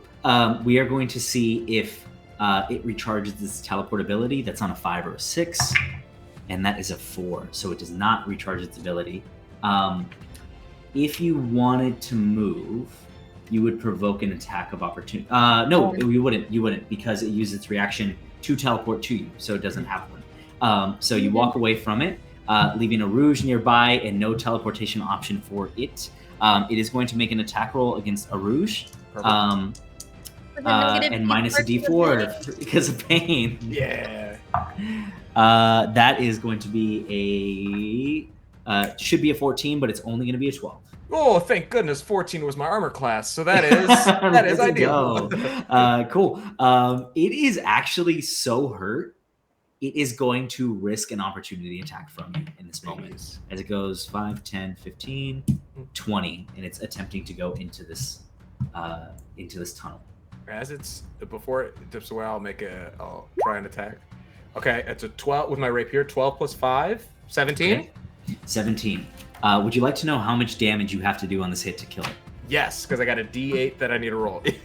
Oh, a D8? Yeah. Has hit points remaining. Okay. 5 plus 3, 8 damage. Let's go. This thing. You gotta love it. This thing attacks you, completely misses, tries to pop around you, realizes it can't teleport, and then tries to sneak its way into the smallest hole imaginable. You know, in this moment, if it gets in there, it's gone. Reporting to whatever else is in that room. Arouge, how do you want to do this? So I think as it comes and try to bite over me, I duck out of the way, and it moves towards that hole. The dagger comes out, and I stab it in its tail before it wiggles out of the way. Oh, yeah. Okay, thank you everyone. Could not have done. We really. Wait. So for the record, you all can see this all the time. You all just have incredible. All right. I pick up the torch that's on the ground. I'm gonna carry this for a little bit. This feels like safety. Love it. That's a good idea. I think that maybe we should start working on a tattoo for you that you can see in the dark. Oh yeah. That could be nice. Would it require you to tattoo my eyeballs? That's not a deterrent. I was That's just not how curious. this works at all. Arouge. No. Just wondering. No. But could you? I could. Yeah. Could you? Absolutely could. Okay, I'll be a little one just right over there. That could be pretty cool. This is fantasy. Why not? Yeah. Okay. And everyone else is doing okay. Cassie, you got a little bite. I'm all right. Okay. We have this hand. We have the rings. We need one more hand. We only have one ring. Oh, that's okay. Yeah. Well, I was kidding. Yeah. No. You did what you needed to do with it. It seems Right. Yeah. If you were putting it on a scale, I was under half. So Yeah. it Yeah. a little bit. half of your living ability, absolutely, do what you gotta do. I'm already dead. Let's not get Right. Technically, I mean, really, you got 1 foot in the grave already. Right. Yeah. Right. Yeah, I go over to Cheryl and I tell her, Cheryl, this is just like school. Everybody found something with me. And I steel myself with determination, and I'm going down the hole because everybody found something except me. Yes. Thank you. That's my exact immediate reaction. And Sparrow has one of the pinkies from the hand that she was like, oh. Completely, my back is completely to this. I don't even see this. I just, talking. Cassie and Rouge are on the stairs having a conversation. Sloan, are you going in this hole? I want to look down to see how far this hole is, and Cool. If there's any handholds where I can climb down or. Your dark vision extends for 60 feet. It goes further than that. There does not seem to be any handholds. I sit there for a second with realization that I failed again. I just slump, and I roll over on my back, and I just like whimper in an orcish, really menacing orcish way. Awesome. What is he doing? Sloan. Okay, hey, buddy. But what if it is the latrine? Yeah. Let's maybe not. Let's be careful. I grab them by their belt as well. That's all right, buddy. Okay. Hey. Yeah. So you haven't found any spoils yet. That's all right. That's okay. Technically, Sparrow hasn't found anything either, and they're not kind of. Well, oh, they got the hand. Right. Oh, right. Oh, really? You are really the lone wolf in this. Hey, but what I found is already gone. So. Yeah. The four of you, as you're having this discussion, hear a voice from the tunnels from which the eels emerged. Oh, no. Ah. Ye be sunken now. That be making lots of sense. I was wondering why these 4 souls wouldn't let go. Tell you what, you have 2 options to face me. Find your way in here on your own, though it may be too late. Or you can do what I did. 3 of you can enter. You pick which one to slaughter at the gates. Oh, that's the hand. And with that, we will take a break. Ooh. I think we'll be back here in a few minutes to traverse the rest of Deep Grotto. Ooh. See y'all soon.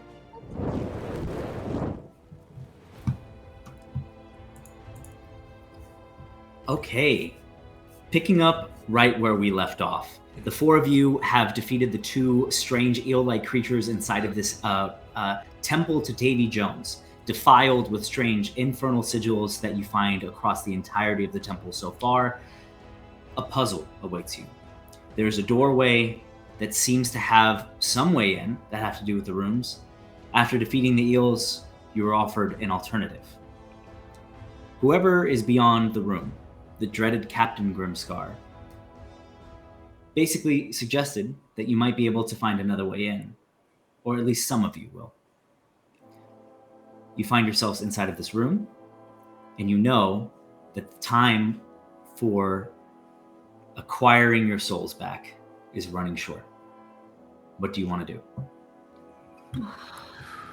Can I try that insight check on myself again?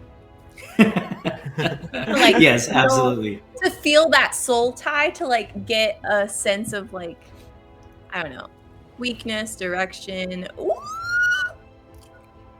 18 on the die, and then hold on. Okay. Wait, I have the sheet up. You guys, don't worry about it. You're good. Everything's fine. Oh, dirty 20. Dirty 20.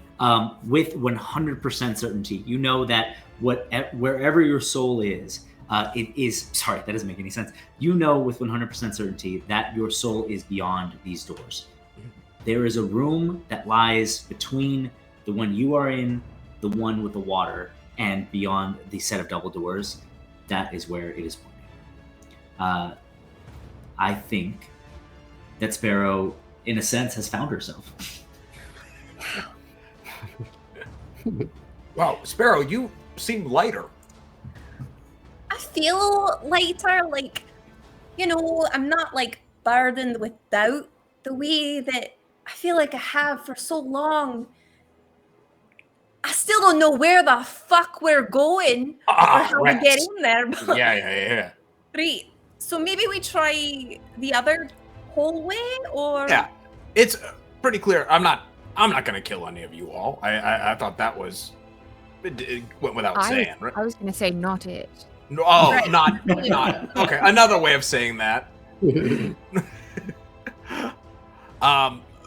Okay. Then I think we gotta go swimming, or one of us will go swimming, and the other one someone can be a lifeguard in some capacity. It has to be me to swim. I have not found anything yet. Ori. I'm a terrible swimmer, though. But I will. Well, okay. I got you, buddy. And I immediately just start wading into the water. Okay, On the other cool. side, yeah. Gone to the other room. Just runs past them. Just a sprint over to the other room. Yeah. Cool. You begin to make your way over to the other room. The water is basically at floor level from this room, so you have to swim your way in. Diving into the room, the things that you see immediately with your dark vision, it is basically identical to the room from which you just came. The only exception being, it is filled with water, and the coral inside of the room is glowing with a vibrant color. As well as there are 6 cages, 3 of them filled with the remains of skeletal bodies. You see on the other side of the room where the coral face is, this one has its eye open, glowing faintly. Because you are underwater, you will not be able to communicate with your party members. But you are swimming in this area. What would you like to do? Admittedly, I'm not the smartest one on the team, but I can copy people. And I saw Cassie reach in and find a ring in the eye. I will try to do the same thing. Okay, wonderful. Sloan, you begin to swim into this room. As you're wading through the water, you pass through several of the cages, and you sort of like peer over, and you see skeletal remains, some of them holding onto the bars, some of them on the floor. You see the massive form of a half of a face, and you see a small glowing rune inside of the eye. You look at it, and it looks like the rune that was engraved into the skeletal hand. You reach in, trying to find a ring. You don't find a ring, but you do feel a compulsion to place your hand upon the rune. Oh, 100%. 100%, not a doubt in your mind. Yes. Not a doubt, no doubt. Okay, you feel a strange pull as you put your hand onto the sigil. And with 100% certainty, the sigil begins to engrave itself upon you as the eye closes around your arm, and you feel something given to you, but also an essence taken away from you. You may mark off one of your hit die as the mark is put upon your body. Oof. You see as the eye releases your arm, you see the coral begin to open, and you hear the sound of rumbling as the mouth of the coral formation opens, and you see a chest of treasure overflowing inside of the water. How much breath do I have left? You're good. I'm good? Oh Yeah, my you're good. god.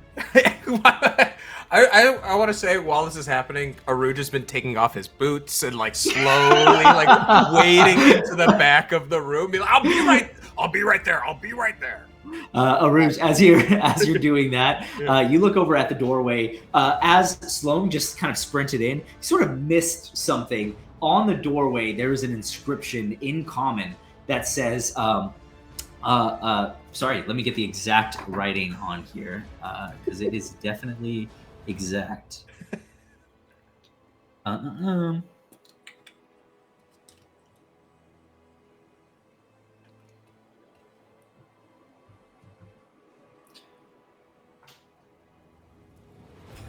It says, "To those who enter shall want for nothing escapes death."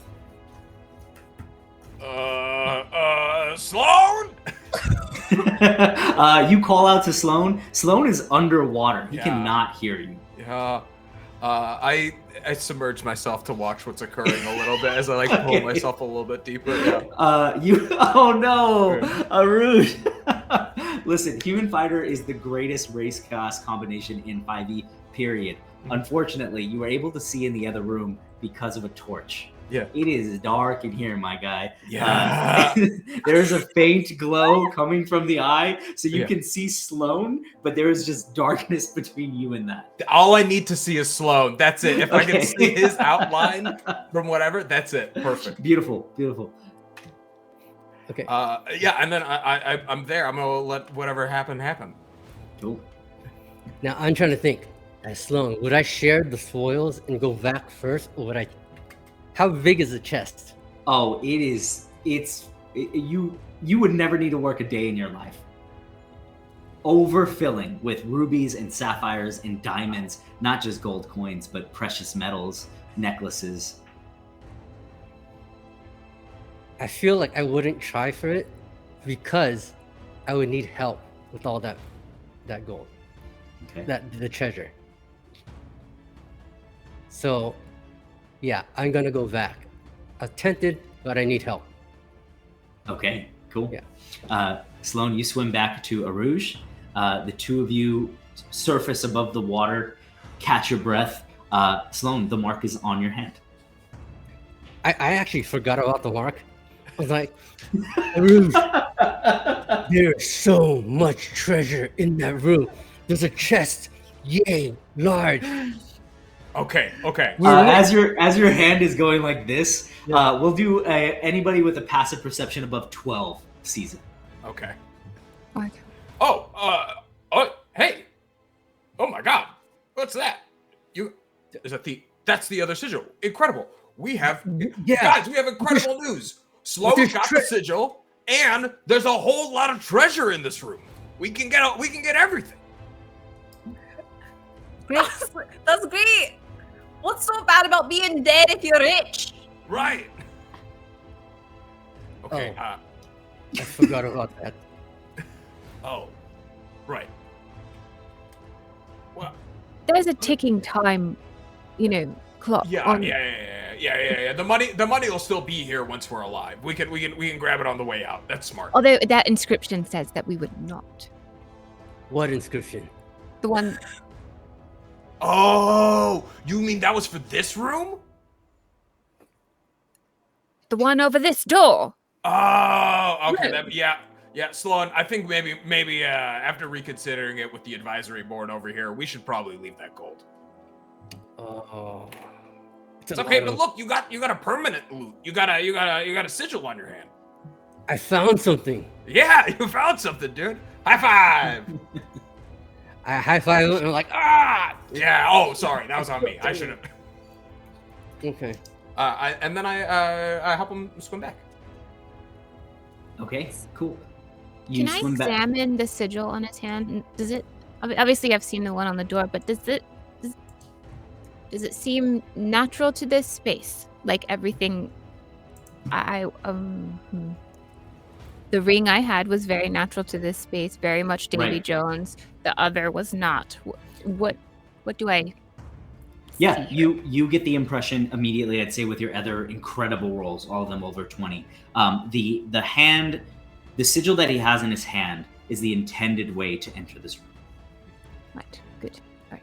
Oh, great. Cassie, it's pretty cool looking. It is I think tattoos are cool, but Scars. That might be the next thing. Scars. Yeah. Scarification.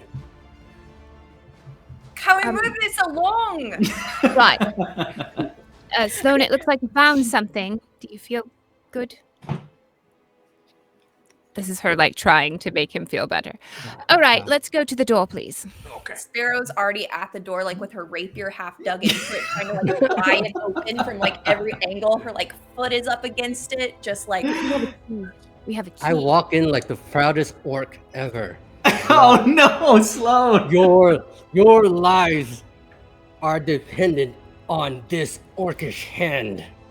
Sloan, you put your hand on the door and you feel this like sense of peace and calmness and tranquility. Like going beneath the water and holding your breath and just having a stillness around you. And you press against the door. It doesn't open. You need both. I try not to look dumb, and I continue to look very proud and orcish. I'm just gonna kind of motion to Sparrow. oh, she'll come up behind you and be like, "Let me give you a hand." She'll push forward into the door. Sparrow, no, this is...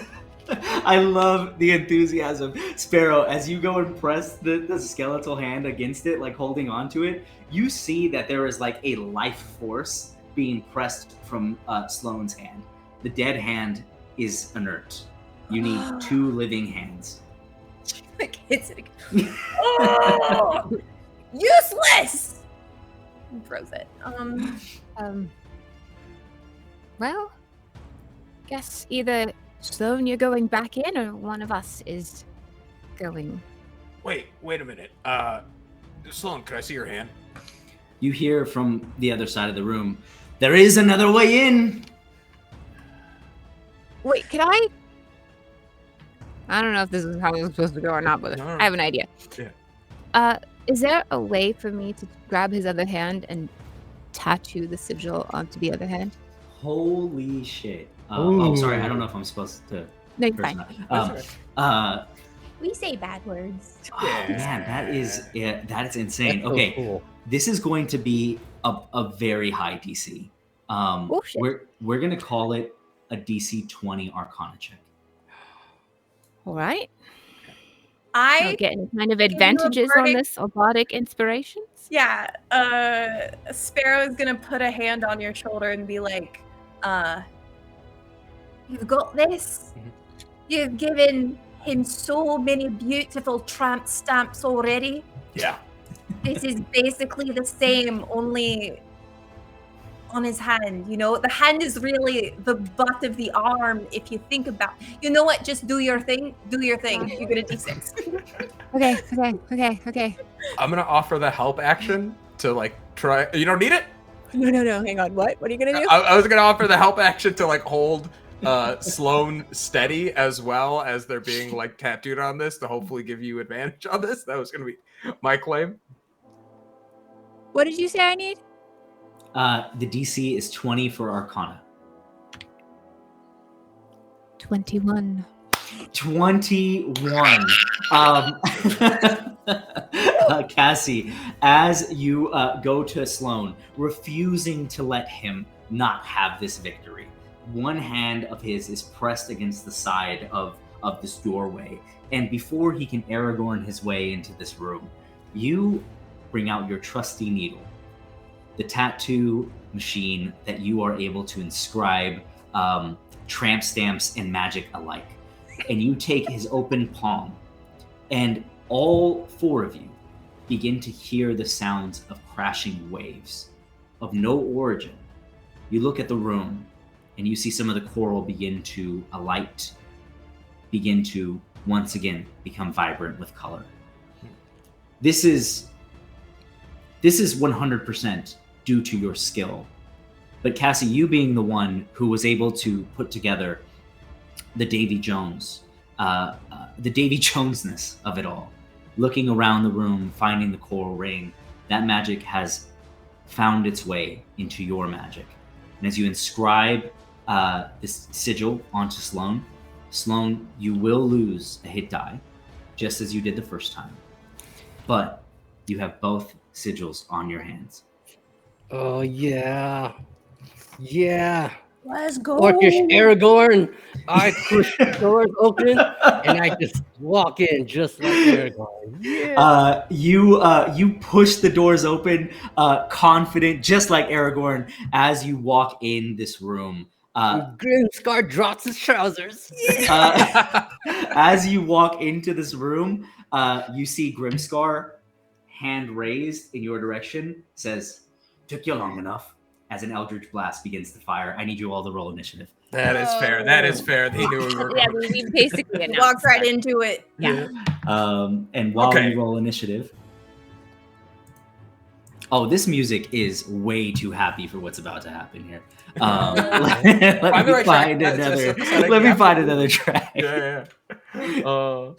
Oh, fire in the hole sounds promising. Let's try that.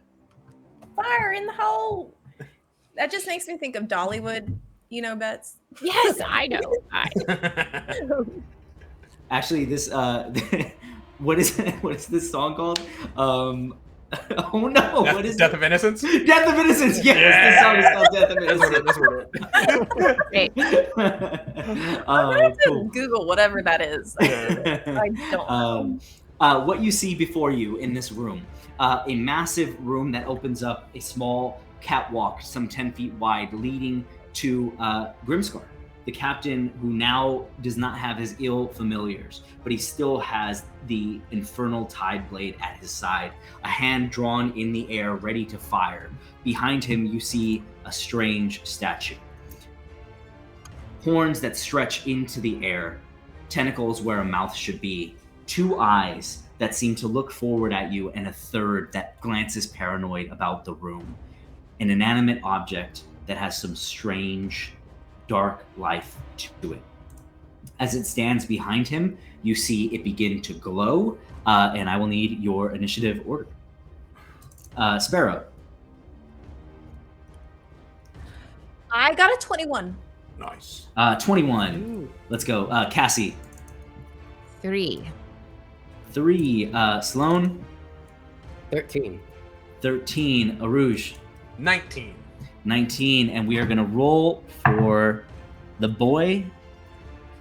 And that is only going to be a 12. And then this is a lair action that acts on initiative count 20. As we begin combat here, Sparrow, you are up first. What do you want to do? I am going to expend my last bardic inspiration to use my sea shanty ability. Okay. So I begin a shanty, and for 1 minute, 2 targets within 60 feet can hear me, and they'll gain the ability to join the shanty as a reaction. While singing it, you have advantage on 1 attack, ability check, or saving throw for your turn. Hell yeah. So she walks into this room kind of like in slow motion after Sloane, and takes her lute from her back and starts strumming it before kind of like picking up the pace into more of like a jaunty tune before going Pirates, we are pirates, we're the best. Absolutely incredible. Incredible. You know what? You get inspiration for that. That is that's good. Cool. Sparrow, anything else? No, that is, I'm just checking. That is it. I'm going to stay kind of towards the back of the room. Okay, as the 4 of you wait right outside of this room, the door slams open. You are able to start playing some music, but you see the statue begin to emanate this red glow as a pulse emits from it. You hear the sounds of what sounds like distorted wails as you see a wave erupt in the water. Before it hits each of you, I need you to make a Constitution saving throw. For sure. Oh. I have a +4 to my con saving throws. Okay. Ooh, yeah.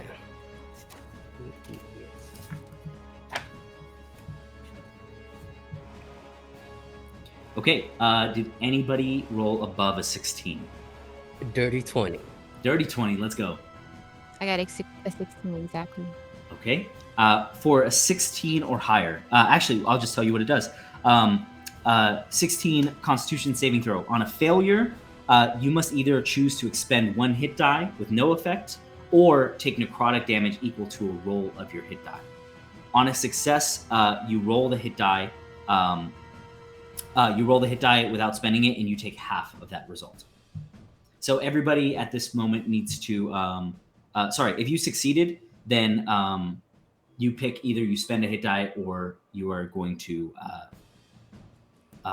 take necrotic damage equal to a roll. Mm-hmm. And for just hypothetically, those of us who failed, we just roll the damage for a hit die? Yes, so a creature who fails chooses to either spend 1 hit die with no effect or take necrotic damage equal to a roll of their hit die. On a success, you roll a hit die and you take damage equal to half of that. God. Oh. Okay. Sorry, I might have mixed that up the first time. No, you're totally good. What is this, a new system we're all playing? Come on! Okay. I got a 2. That's half of the. So. Cool. Yeah. I'm gonna burn a hit die because I lost that. Okay.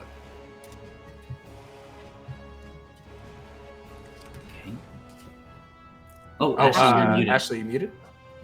I'm going to good RIP one of my dies. Hit die. Yeah. Cool. Remember, you are all afflicted with the sunken condition, which means that if you hit 0 hit die and then 0 hit points, you are dead. Mm-hmm. Also, Arush, you still have your ring, and it is your turn. Absolutely. Knowing this, I'm going to kind of step forward and rush in a little bit. Let's see. 1, 2, 3, 4, 5. Okay. And I'm going to use... I'm going to raise my hand and use an attack action. Okay. To use my Tendril Tattoo. Ooh. And on this, I can make a special attack to grapple within 30 feet of me. If you grapple a creature this way, they have to succeed on a DC 15 Wisdom saving throw. Blah blah blah. But at very first, I want to try and make an attack this way. Okay. What should I use for just my rapier as the modifier? Yeah. Yeah. Okay. Okay. 12 plus 5, 17. 17 hits. Heck yeah. Okay. Now they have to make a DC 15 saving throw, or they become frightened of me until end of turn. Okay. Wisdom save.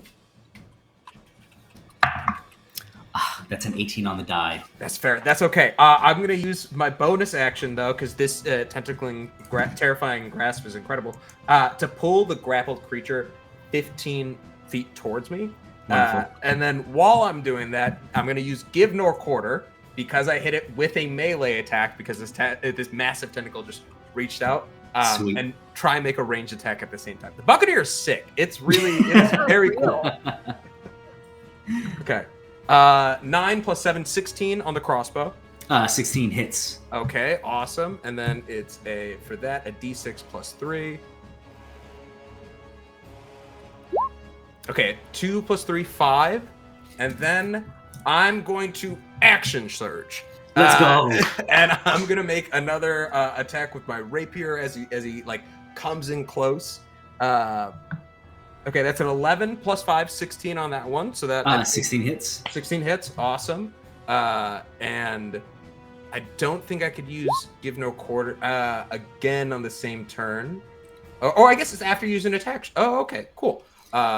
So I'm so sorry. I'm such a rules guy. The loading property only allows you to use it once per turn. Then I will use that to reload my crossbow. I think that is what I'll do on that. Sweet.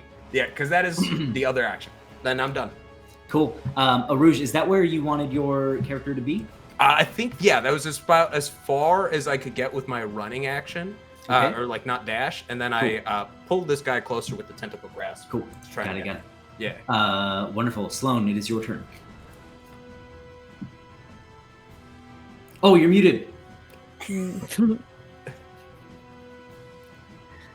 All right, I come in looking like Aragorn, just like cool, Hell yeah, you do. Northern, and I see this guy, getting ready to Eldritch Slash me, and I reach up, and with one action, I throw the ethereal harpoon, aiming straight at his hand.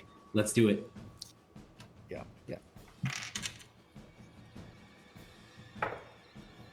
18 on the die, so That that's a definitely 23. hits. Yep. Definitely hits. Ooh. Oh, I forgot to do my hunter's mark. Oh, whatever. 2 plus 3. 5 damage. 5 points of damage. Awesome. Yep. Cool. And that is with the with one of the ethereal harpoons. So you now have a tether in him as well. I have a tether in him as well. Cool. I'll take his soul. Anything else? And I look at him as he's tethered with his hand, and I go, "On my dada," and like he comes into hyper focus HD vision, and I cast Hunter's Mark on him. Hell yeah. All right, cool. Hunter's Mark, tether in him, 5 points of damage. Is that the end of your turn, Sloan? At the end of my turn. Yep. Okay. Captain Grimscar will now begin his turn. He is going to make an Eldritch Blast attack against Sloan. You want to be odds or evens? Odd. Okay, odds is you, evens is a rouge. That is a 1, so that is odds. Sloan, that is you. He is going to attack you with an Eldritch Blast. That is going to be a 23 to hit. Oh yeah. 23 to hit for... that is going to be 7 points of force damage. And then you are knocked 10 feet backwards. Nice. And then he is going to point towards Arouge. And Arouge, he is going to raise the Infernal Tide Blade towards you. And you see the red glow emanating from the statue and powers the Tide Blade. And you see the gem at the very end of the blade begin to reach out in your direction. I need you to make a Constitution saving throw as he uses Rend Essence. Absolutely. Okay. Oh, thank goodness. 19 plus 4, 23 on that. 23. Oh. So on a success, I need you to go ahead and roll a hit die, which for you is a D10. A D10, yes. Okay. And you are going to take damage equal to half of that result. All right. Well, D10 is 2. I take half. I take 1. 1 point of damage. Wonderful. Is he still grappled by you? No, because the grapple would have been from the. Oh no, yeah, he is still grappled. Sorry, yeah. He's just not frightened, right? He's Okay, not cool. frightened. He's grappled but not frightened. Yeah. Cool. So he cannot move and he can't use his action because he attacked. So he is stuck there. Cassie, it is your turn. So sorry, I was handling channel things. All right.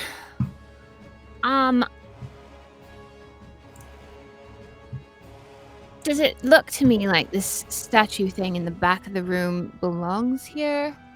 No, it looks so like it doesn't belong here. It's insane. It is. It's like finding a pair of Jordans for sale at a McDonald's. Like, what is going on? This is not. This is not here. Okay. This isn't a Happy Meal toy. What are you doing inside of this room right now? Got it. Okay. The statue, what's it made of? It looks to be made of stone. Some strange stone, but stone. I was hoping for metal, but that's all right. All right. So I'm going to get within. Oh shoot! I have to touch it. Okay. Nope, not gonna do that then. I am. Well, I could. Sorry, Misty Step. Hell yeah. Oh, nice. Okay. How if I was to walk in to the room next to like a rouge? Oh, where's my token? Am I not there? I'm sorry. You are over here, right outside of the room. Okay, yeah. If I was to walk in here, am I then able to? Is it 30 feet to the statue? Let's find out. That would be 60 feet, unfortunately. But you could walk could to use that those point to- and then Misty Step. Yeah, to... I'm gonna do it. I'm just gonna walk like a pirate into the room where to like here and then Misty Step here. So Cool. I'm gonna go boom boom, Cool. and then I'm gonna touch the statue. Okay. So what I'm gonna do is use shocking grasp. on it. Shocking grasp. Okay, cool. I roll Great. to hit. Oh, my dice fell off of my desk. I will roll another dice. 14 plus 5. So 19. 19 definitely hits. Oh, thank God. Okay, and it is 1d8 lightning damage, 1d8. but that's 3.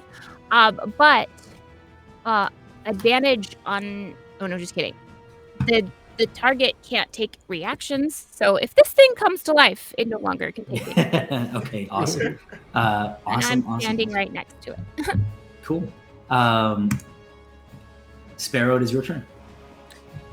I'm also going to say real fast before you start, my love. We have hit our sub goal, and so it's time. We have a giveaway active. I know they said something in the chat, but I want to make sure we say something here live.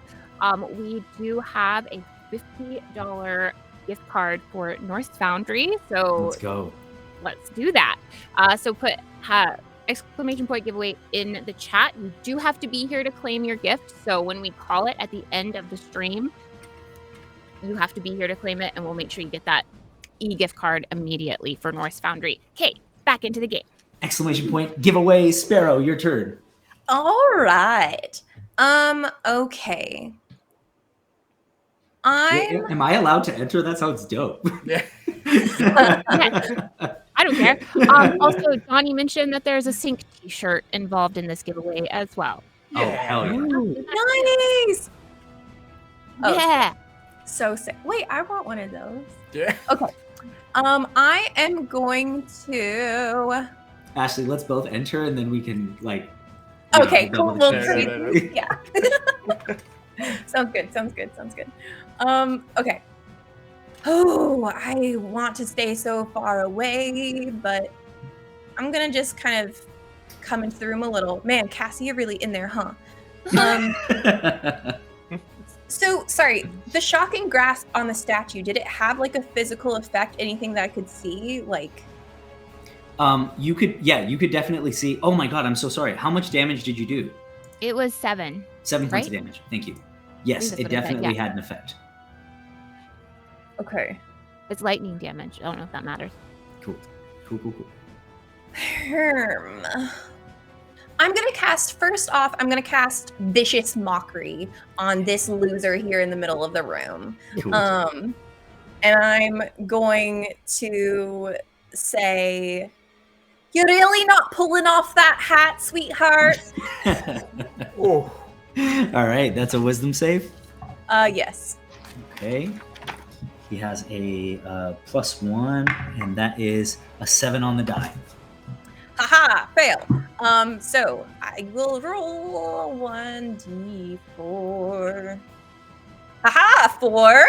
4 points of damage. Let's go. And your disadvantage on next attack roll. Okay, awesome. And then I am. Cassie, do you still look kind of rough and tumble? I am better than half dead. Okay, well, I'm still gonna use my bonus action to just send a little healing word your way. Cool. with And that. you get not as good. 2, It's fine. 5 points. That's amazing. Oh, good. Okay. I'm almost 100% dead. And I'm still gonna kind of like hunker down in this doorway, and that is the end of my turn. Wonderful. At the lair action, I need everybody to make a Constitution saving throw. As you see Captain Grimscar look at all of you and says, "I prefer to have this battle on the seas." And you see, like, as he's trying to make this intimidating sort of remark towards all of you, he starts like taking off his hat and like looking to the side. And it's even worse. Like you see the half skeleton sort of like goes into the hair. It's like sort of patchword on the side. It looks Here's a comb over. crazy. Yeah. That's I really take bad hat it hair. back. I take it back. Ugh. Hold on. Constitution saving throws. Heck yeah. 18 plus 4, 22 for a rouge. Okay, then you get to. Let me make sure I get this right. So on a success, you roll a hit die and you take half of the damage. Got it. What Well, I was take the 5. DC The for DC this? is 16. I got a dirty 20. Dirty 20, so roll a hit die and take half. I got a 10, but you're gonna see one of those dice tattoos on her hand light up with a 6. And like she at first I think is probably like in the projectile of like something hitting her, but then just kind of like dodges like last minute as that 6 kind of emblazons in like this like bright red. So I get a 16. Let's go. Roll a hit Okay. die in half, and then finally, Cassie.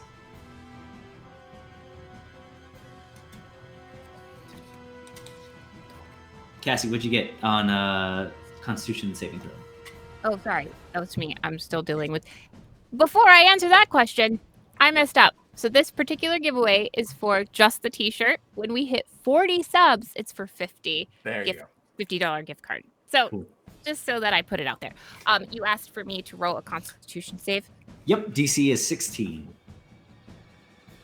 I got a 4. A 4. Okay. Awesome. Super cool. You are going to either choose to spend a hit die, or you're going to take necrotic damage equal to a roll of your hit die. Well, I still have all of my hit die, so I will spend one. Cool. One hit die down. I believe everybody has at least one hit die down. So you feel your connection to your very soul begin to weaken as your hit die begin to decrease. Arouge, that is your turn. Perfect. I am going to get closer again and just make another rapier and give no quarter attack. Kind of run both at the same time. Though I'm going to shoot the crossbow at the statue, and I'm going to attack with my rapier on Grimscar. Cool. You just have to get within 5 feet of Grimscar for the rapier attack, and then you're good to go. Okay, 1, 2, 3, 4, 5. I'm just quite not there. I'm a little bit out. That's totally fine.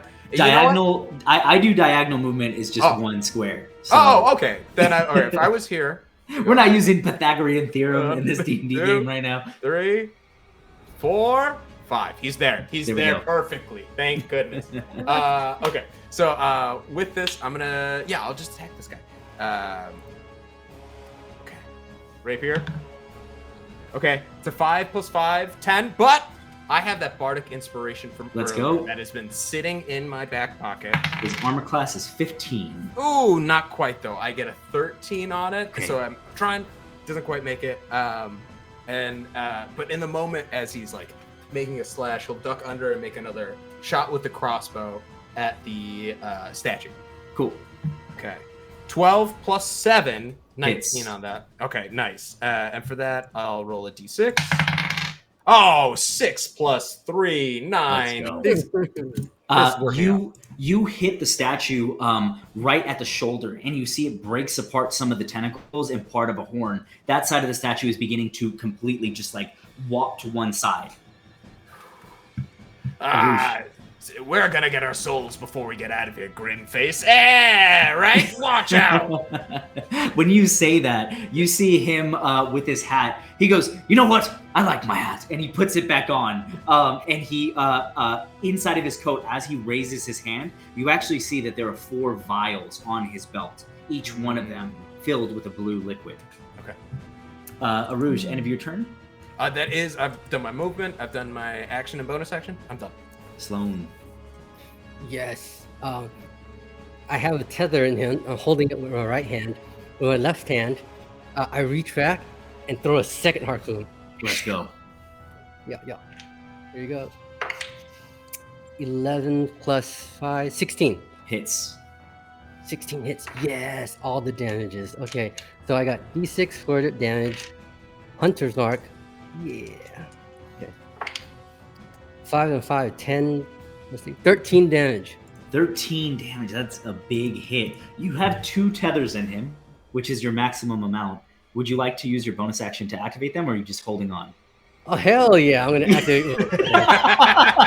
Oh yeah! Cool. You had a tether in him the first time. Boom! It hits the center of his chest. It's sort of like connected to you in this strange way. Hunter's mark is on him as well. The second tether goes flying through the air, hitting him as well. Now you have 2 ethereal harpoons on them. As a bonus action, you can go ahead and activate them, exploding both of them. I think I need to make a dexterity saving throw, correct? Yeah. So basically, that electricity flows up in my stomach, and then it actually travels up my arm, travels down through one tether, hits him one time, spins back around to the other arm, and travels a second time. Goes. Hell yeah! That is only going to be a 5 on the die. I'm sure your TC is higher than that, even with a bonus. Yeah, my DC is so go ahead and roll damage for both tethers. All right, that's a D. Oh yes. Okay. For each harpoon. Heck yeah. 5 and 8, 13 damage again. And lightning damage. Jeez. 26 points of damage in one turn. Incredible. Sloan, anything else? No, that's all. Are you sure? That's Are all. you sure that's it? You want to deal any more damage than that? I'm actually posing, like leaning so far back with the tethers that like when they explode, I kind of fall backwards. It's awesome. Cool. Unfortunately for you, Arouge, you were standing right in front of this guy. Yeah. So he is going to roll to see if Rend Essence recharges. Mhm. It does not, so he is just going to make 2 attacks with his Infernal Tide Blade against you. Come on. The first one is a 16 to hit. Which hits, absolutely. Okay. And then the second one, natural 20. Yeah, that'll hit. That will also hit. I mean, 14's my armor. Okay. All right. Geez. All right. Let's see how this goes. So the first one, oh, thank God, that's only going to be 4 points of piercing. 4 points of slashing, and 3 points of fire. Okay, that's the first one. Cool. That's the cool, first cool. one. And then here's the crit, which is going to be 4d6 plus 3 damage. Oh my god. So 6, 10, 14. That is going to be 19 points of damage on the crit. And Arouge is down. From 16 to -3, he is down on the ground. I still have 2 hit die. Thank God. Yeah. This is the reason. I didn't use the ring. I was waiting for this exact moment. Okay. First attack sort of just knocks you off guard, but then the second attack, he looks at you and he just plunges the blade in and pushes it deeper slowly. As he pulls the blade from outside of him, you see Arouge fall to the ground unconscious. That is going to be the end of Grimscar's turn. I assume he is not grappled anymore. Yeah, you're right. The tentacle that was extending from the left arm dissipates and falls away as he's now free to move. Okay, he is not looking great, but that is going to be the end of his turn. I will say, Cassie, Sparrow, and Sloan, as you look over at Grimscar in this moment, you see that the statue is crumbling. You see that Grimscar himself is not looking good, but his attention does not turn to any of you. He has a vial of Arouge's soul on his person and the Infernal Tide Blade in his hand. If you are not able to kill Grimscar this turn, he is going to use his turn to kill Arouge. Cassie, it is your turn. Cool. It's been my honor No serving pressure. on my team. I don't know. Okay.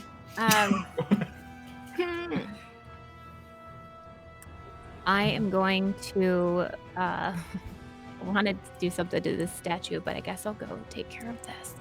I'm gonna go. Oh, that's a bonus action. Well, I'm 30 feet. Guess I'm running straight up to Grimsy. Let's go. I'm gonna tap him on the shoulder and shocking grasp. Is that an attack roll or a save? It is an attack. Let's go. Is he wearing anything that's metal? Does he have anything that's metal? His Infernal Tide Blade is technically metal. Well, then I have an advantage. Let's go. I'm gonna need it, so I'm glad I You did still have that. inspiration too, or did you use it? I used that. Okay. With my 19 to 19 hit. hits. Yeah. He can no longer take reactions. Cool. That's huge. Okay. Damage. What is the D8? 8. Yeah. 5. 5 points of damage. Lightning. Okay. Looking worse for wear, And- this guy. For my bonus action, Mhm. am I allowed to do this? I don't know if I. This is a spell with a spell, though. I don't know what your rules are on this. If one of the spells is a bonus action casting time, then it's fine. But if they're both action, Can I then- use my mage? No, that's an action. Never mind. I am going to then. I don't have any healing, buddy, so I can't do anything for you. It's okay. So I'm gonna Misty step back behind the statue if I can get that far. Yeah. If I can get that far. Don't Yeah, I be think- within I think melee so. range of this guy. Yeah, that's the deep lesson. you can get like right there. There. Cool. Cool. That's where I'm gonna go. Sparrow.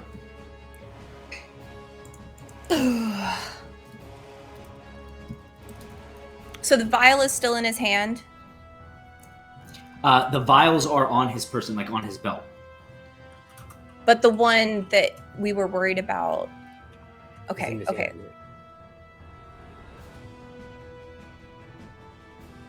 Oh, geez. What do I think happens if something bad happens to those, huh? Could I, okay. Could I have seen what he was intending to do with the vial? Was he like gonna like smash it? Was he like gonna like, Yeah. what? To be perfectly clear here, the vial being in his possession is just a representation of Arouge's soul. The thing that's at stake in this moment is that Grimscar gets 2 attacks that will take him from unconscious to dead, regardless of whether or not he has a red die. I see what you're saying. Okay. Cool. I'm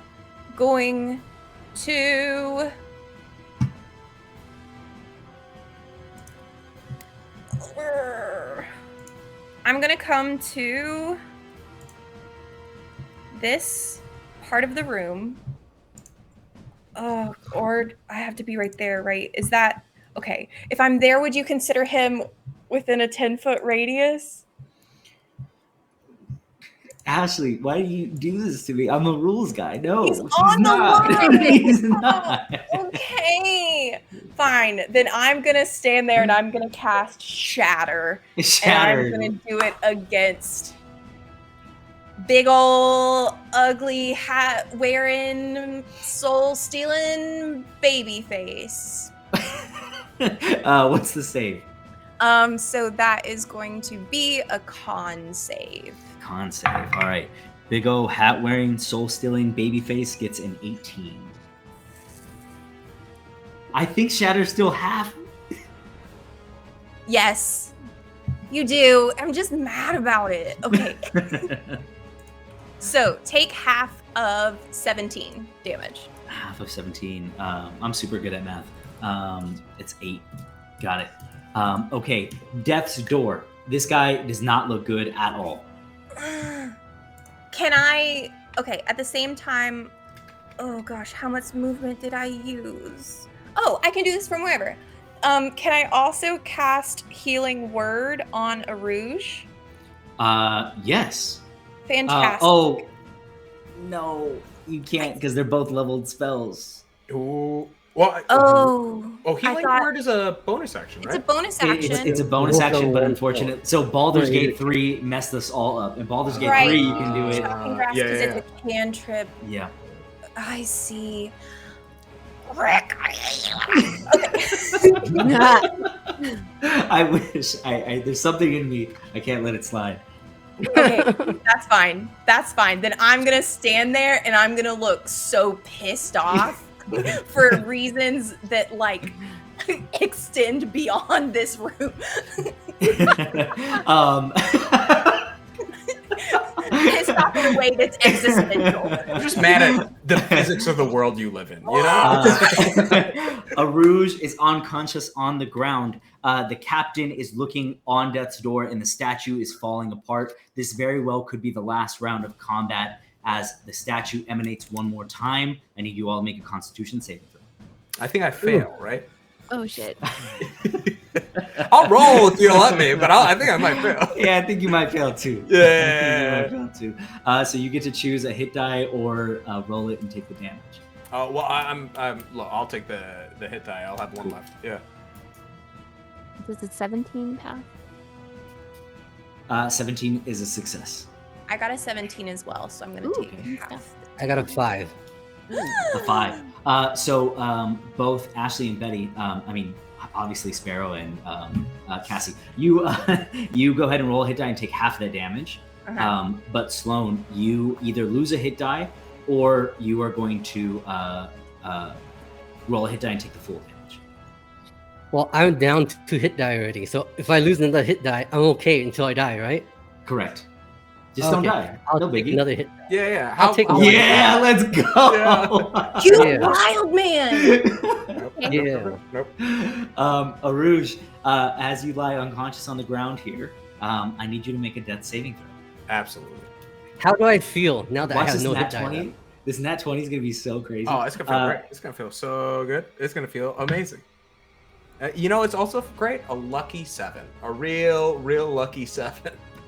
Two things in this moment. As you drift closer to death, Sloan, you also, in a weird way, even though you are conscious, feel closer to death as well. The two of you are on death's door, just as Grimscar is. Sloan, it is your turn. Oh, you know what? I'm And like, Grimscar's up next. I'm half dead. I'm like on death's door. I run in as far as I can. Okay. So I think that that's takes me. 30. The stakes are so high right now. I know. I know. I'm it's sweating. crazy. This is why we love one shots. These are great. It's Gotta like love I'm it. right here. Okay. I'm right here. Okay. And I only have one thing I can do. I can only throw my other harpoons. So I'm running, and in one smooth motion, you know, with my hunter's mark already on him. He's like in 3D, in HD right now. Mhm. I just go, I whisper a prayer to my orcish dad that I don't know, and I go, on my dada, and like I close my eyes and I throw my harpoon. His armor class is 15. You got this. Oh, You got come on, this. come on, come on. 18 on the die. 18 Yes. die. On the Would you die. like to know how many hit points he has left? No, I want to roll this. I'm just gonna roll. So I got 2d6 because I have the Hunter's mark? hunter's mark. Okay. Yep. Plus 3. He is. Okay. He's close. It's in the realm, but it's not a guarantee. So 8 plus 3, 11. +1. The other one on my hand alights, and I add it to your damage roll. Does that work? 12. Yeah, I can do it on other people's. Yeah, you can. Sloan, you make this attack. Grimscar's up next, and you see him raise his sword over Arouge's body. And as he's about to plummet it down, how do you want to do this? Yeah! You!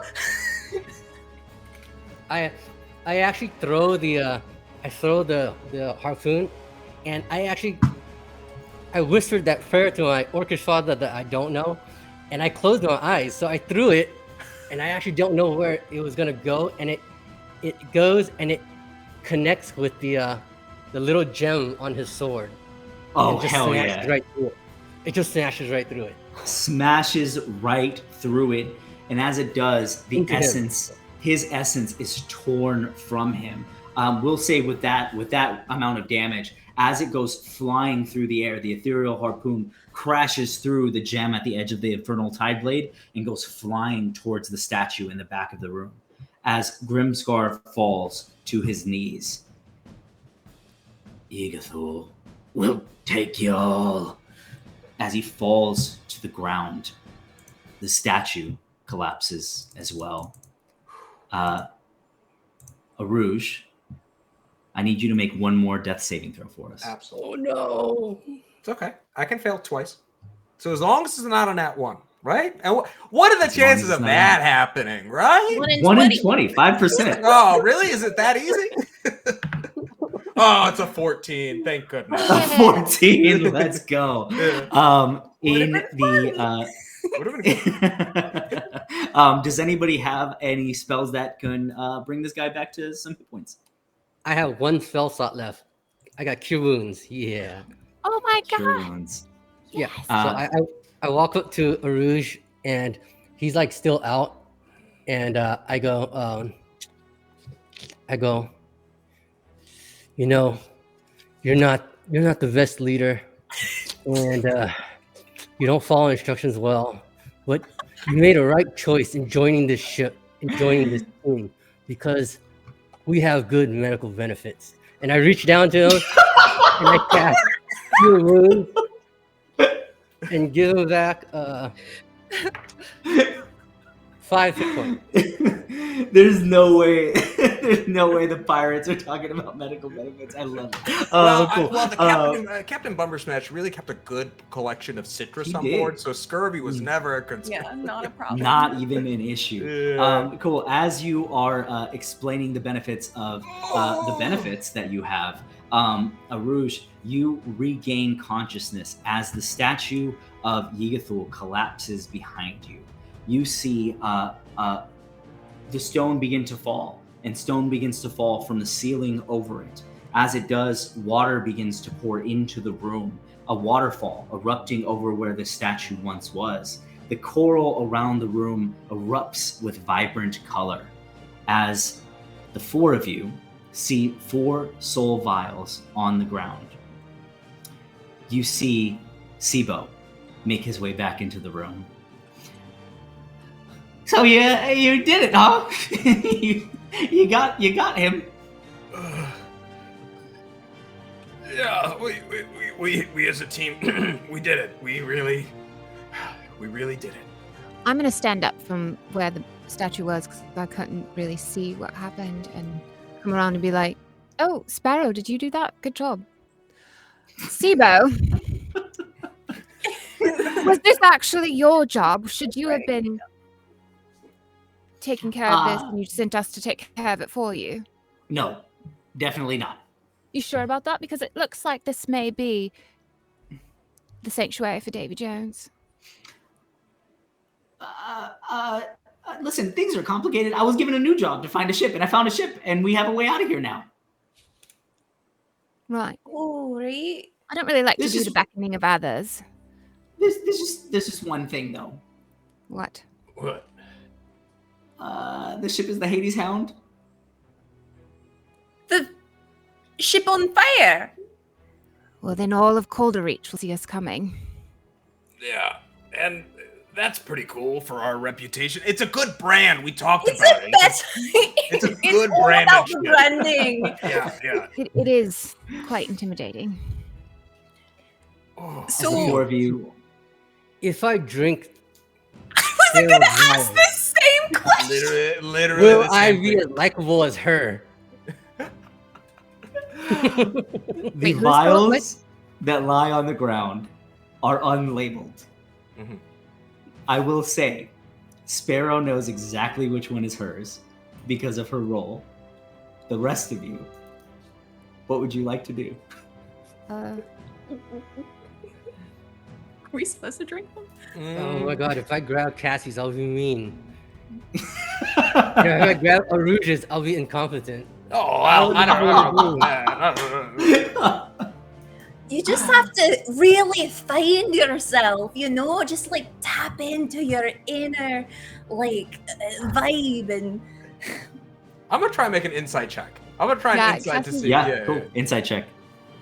All right. I'm really Ooh, bad at this. okay. I'll let them choose first, and I'll take the last one. Yeah. 15 plus. What's my insight on this? Ooh, Buccaneer. Insight is +1, 16. Wonderful. Cassie, are you rolling as well? I did. At least now I've picked the time to roll shite. 3. All right. With certainty, Sparrow and Arouge, you have your 2 vials. Cassie and Sloan, 2 vials remain. I'm just gonna walk Okay. over and pick one up. I'm gonna roll. I'm gonna try my best. Odds are even. As cool as Kathy is with her tattoos and whatnot, she's a little too mean for this orc. I rolled a 1. I just want The Yeah. 4 I'm just gonna vials. go over and pick it up. The 4 vials in your hand. Each of you gonna drink it. That's what we're gonna do. Is that- You find liquid in Pop- D&D, pop you the drink cork. it, right? Yeah, Pirate, that's what absolutely. we do, right? Pop the cork. Alright. Okay, cool. Okay, Cassie, one last time. Evens or odds? Odds, always. Odds. May they be in your favor. Okay. As you all drink from the vials, cheers.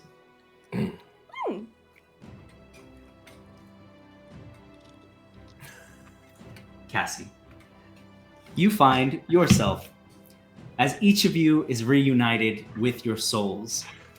Sibo has a plan, but first you'll probably need a rest. In the morning, you take the Hades Hound. And that is where we're going to end tonight's session. Oh, it's so good. So much fun. It was a fun. Yeah.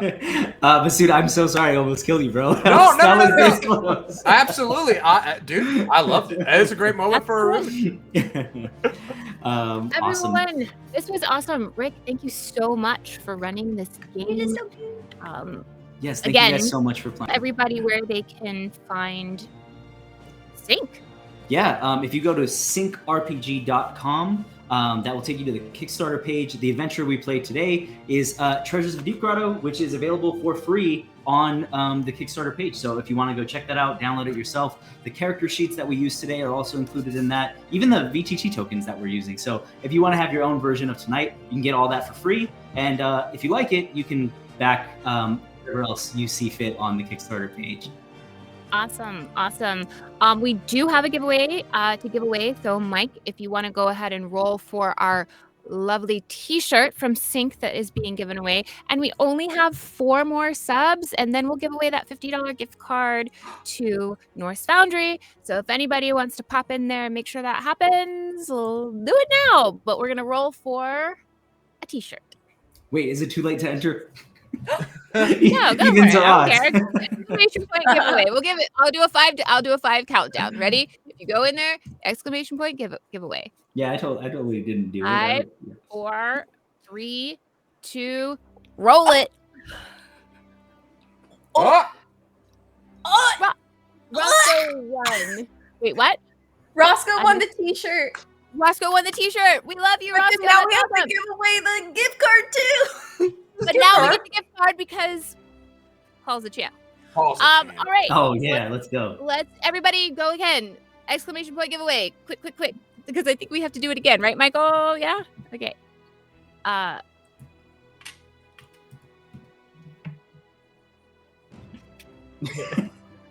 Okay, so go ahead and put exclamation point giveaway real quick, and then you will be entered for the $50 gift card.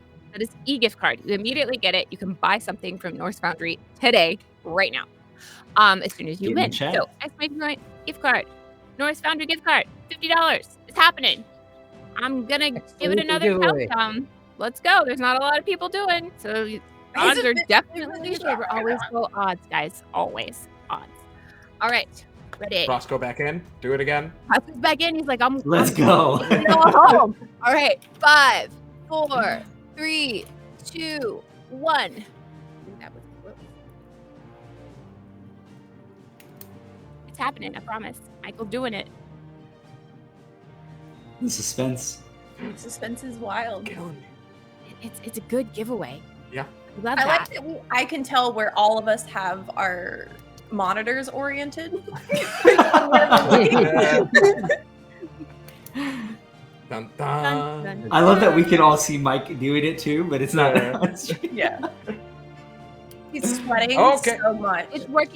Someone just Right. joined at the last moment. Perfect. Keep joining. Mike, Keep stop joining. crying. We love it. It's good. We all thank you for being here. We're just waiting for the answer to Saffron's Saffron won! Wow, the late You entry. just Well got a done. gift Well done. Well card. done. And you just Fantastic. entered. So look at that. Odds always in your favor. Okay. We thank you guys for being here tonight. Rick, thank you so much for running this. Big thank you to Johnny, Sam, Hit Point, everybody that has anything to do with Sync. We love you so much. And tomorrow, if you want to come back and watch Ashley and Masood and Paul and myself play a little D&D with our Game Master Jay Foster Swole Initiative, we're going to be playing some Fables of Gallia. And he's texting me, oh, hey, if you want to message the Discord, message Jay in the Discord, which is at Swole Initiative. The Discord is right there in the chat. Sorry for being all over the place. I don't usually do this. You'll find out tomorrow that Jay's usually the one that does all the talking. So You're doing great. You're doing great. come back tomorrow, same time, same place. We'd love to see you. And then we have big hearts for all of you. We're going to raid someone. I don't know who that's going to be because we're going to go off screen for that and Michael's going to do it. But we love you. Thank you so much for hanging out. Thank you. Have a good one. Bye. Good night, y'all.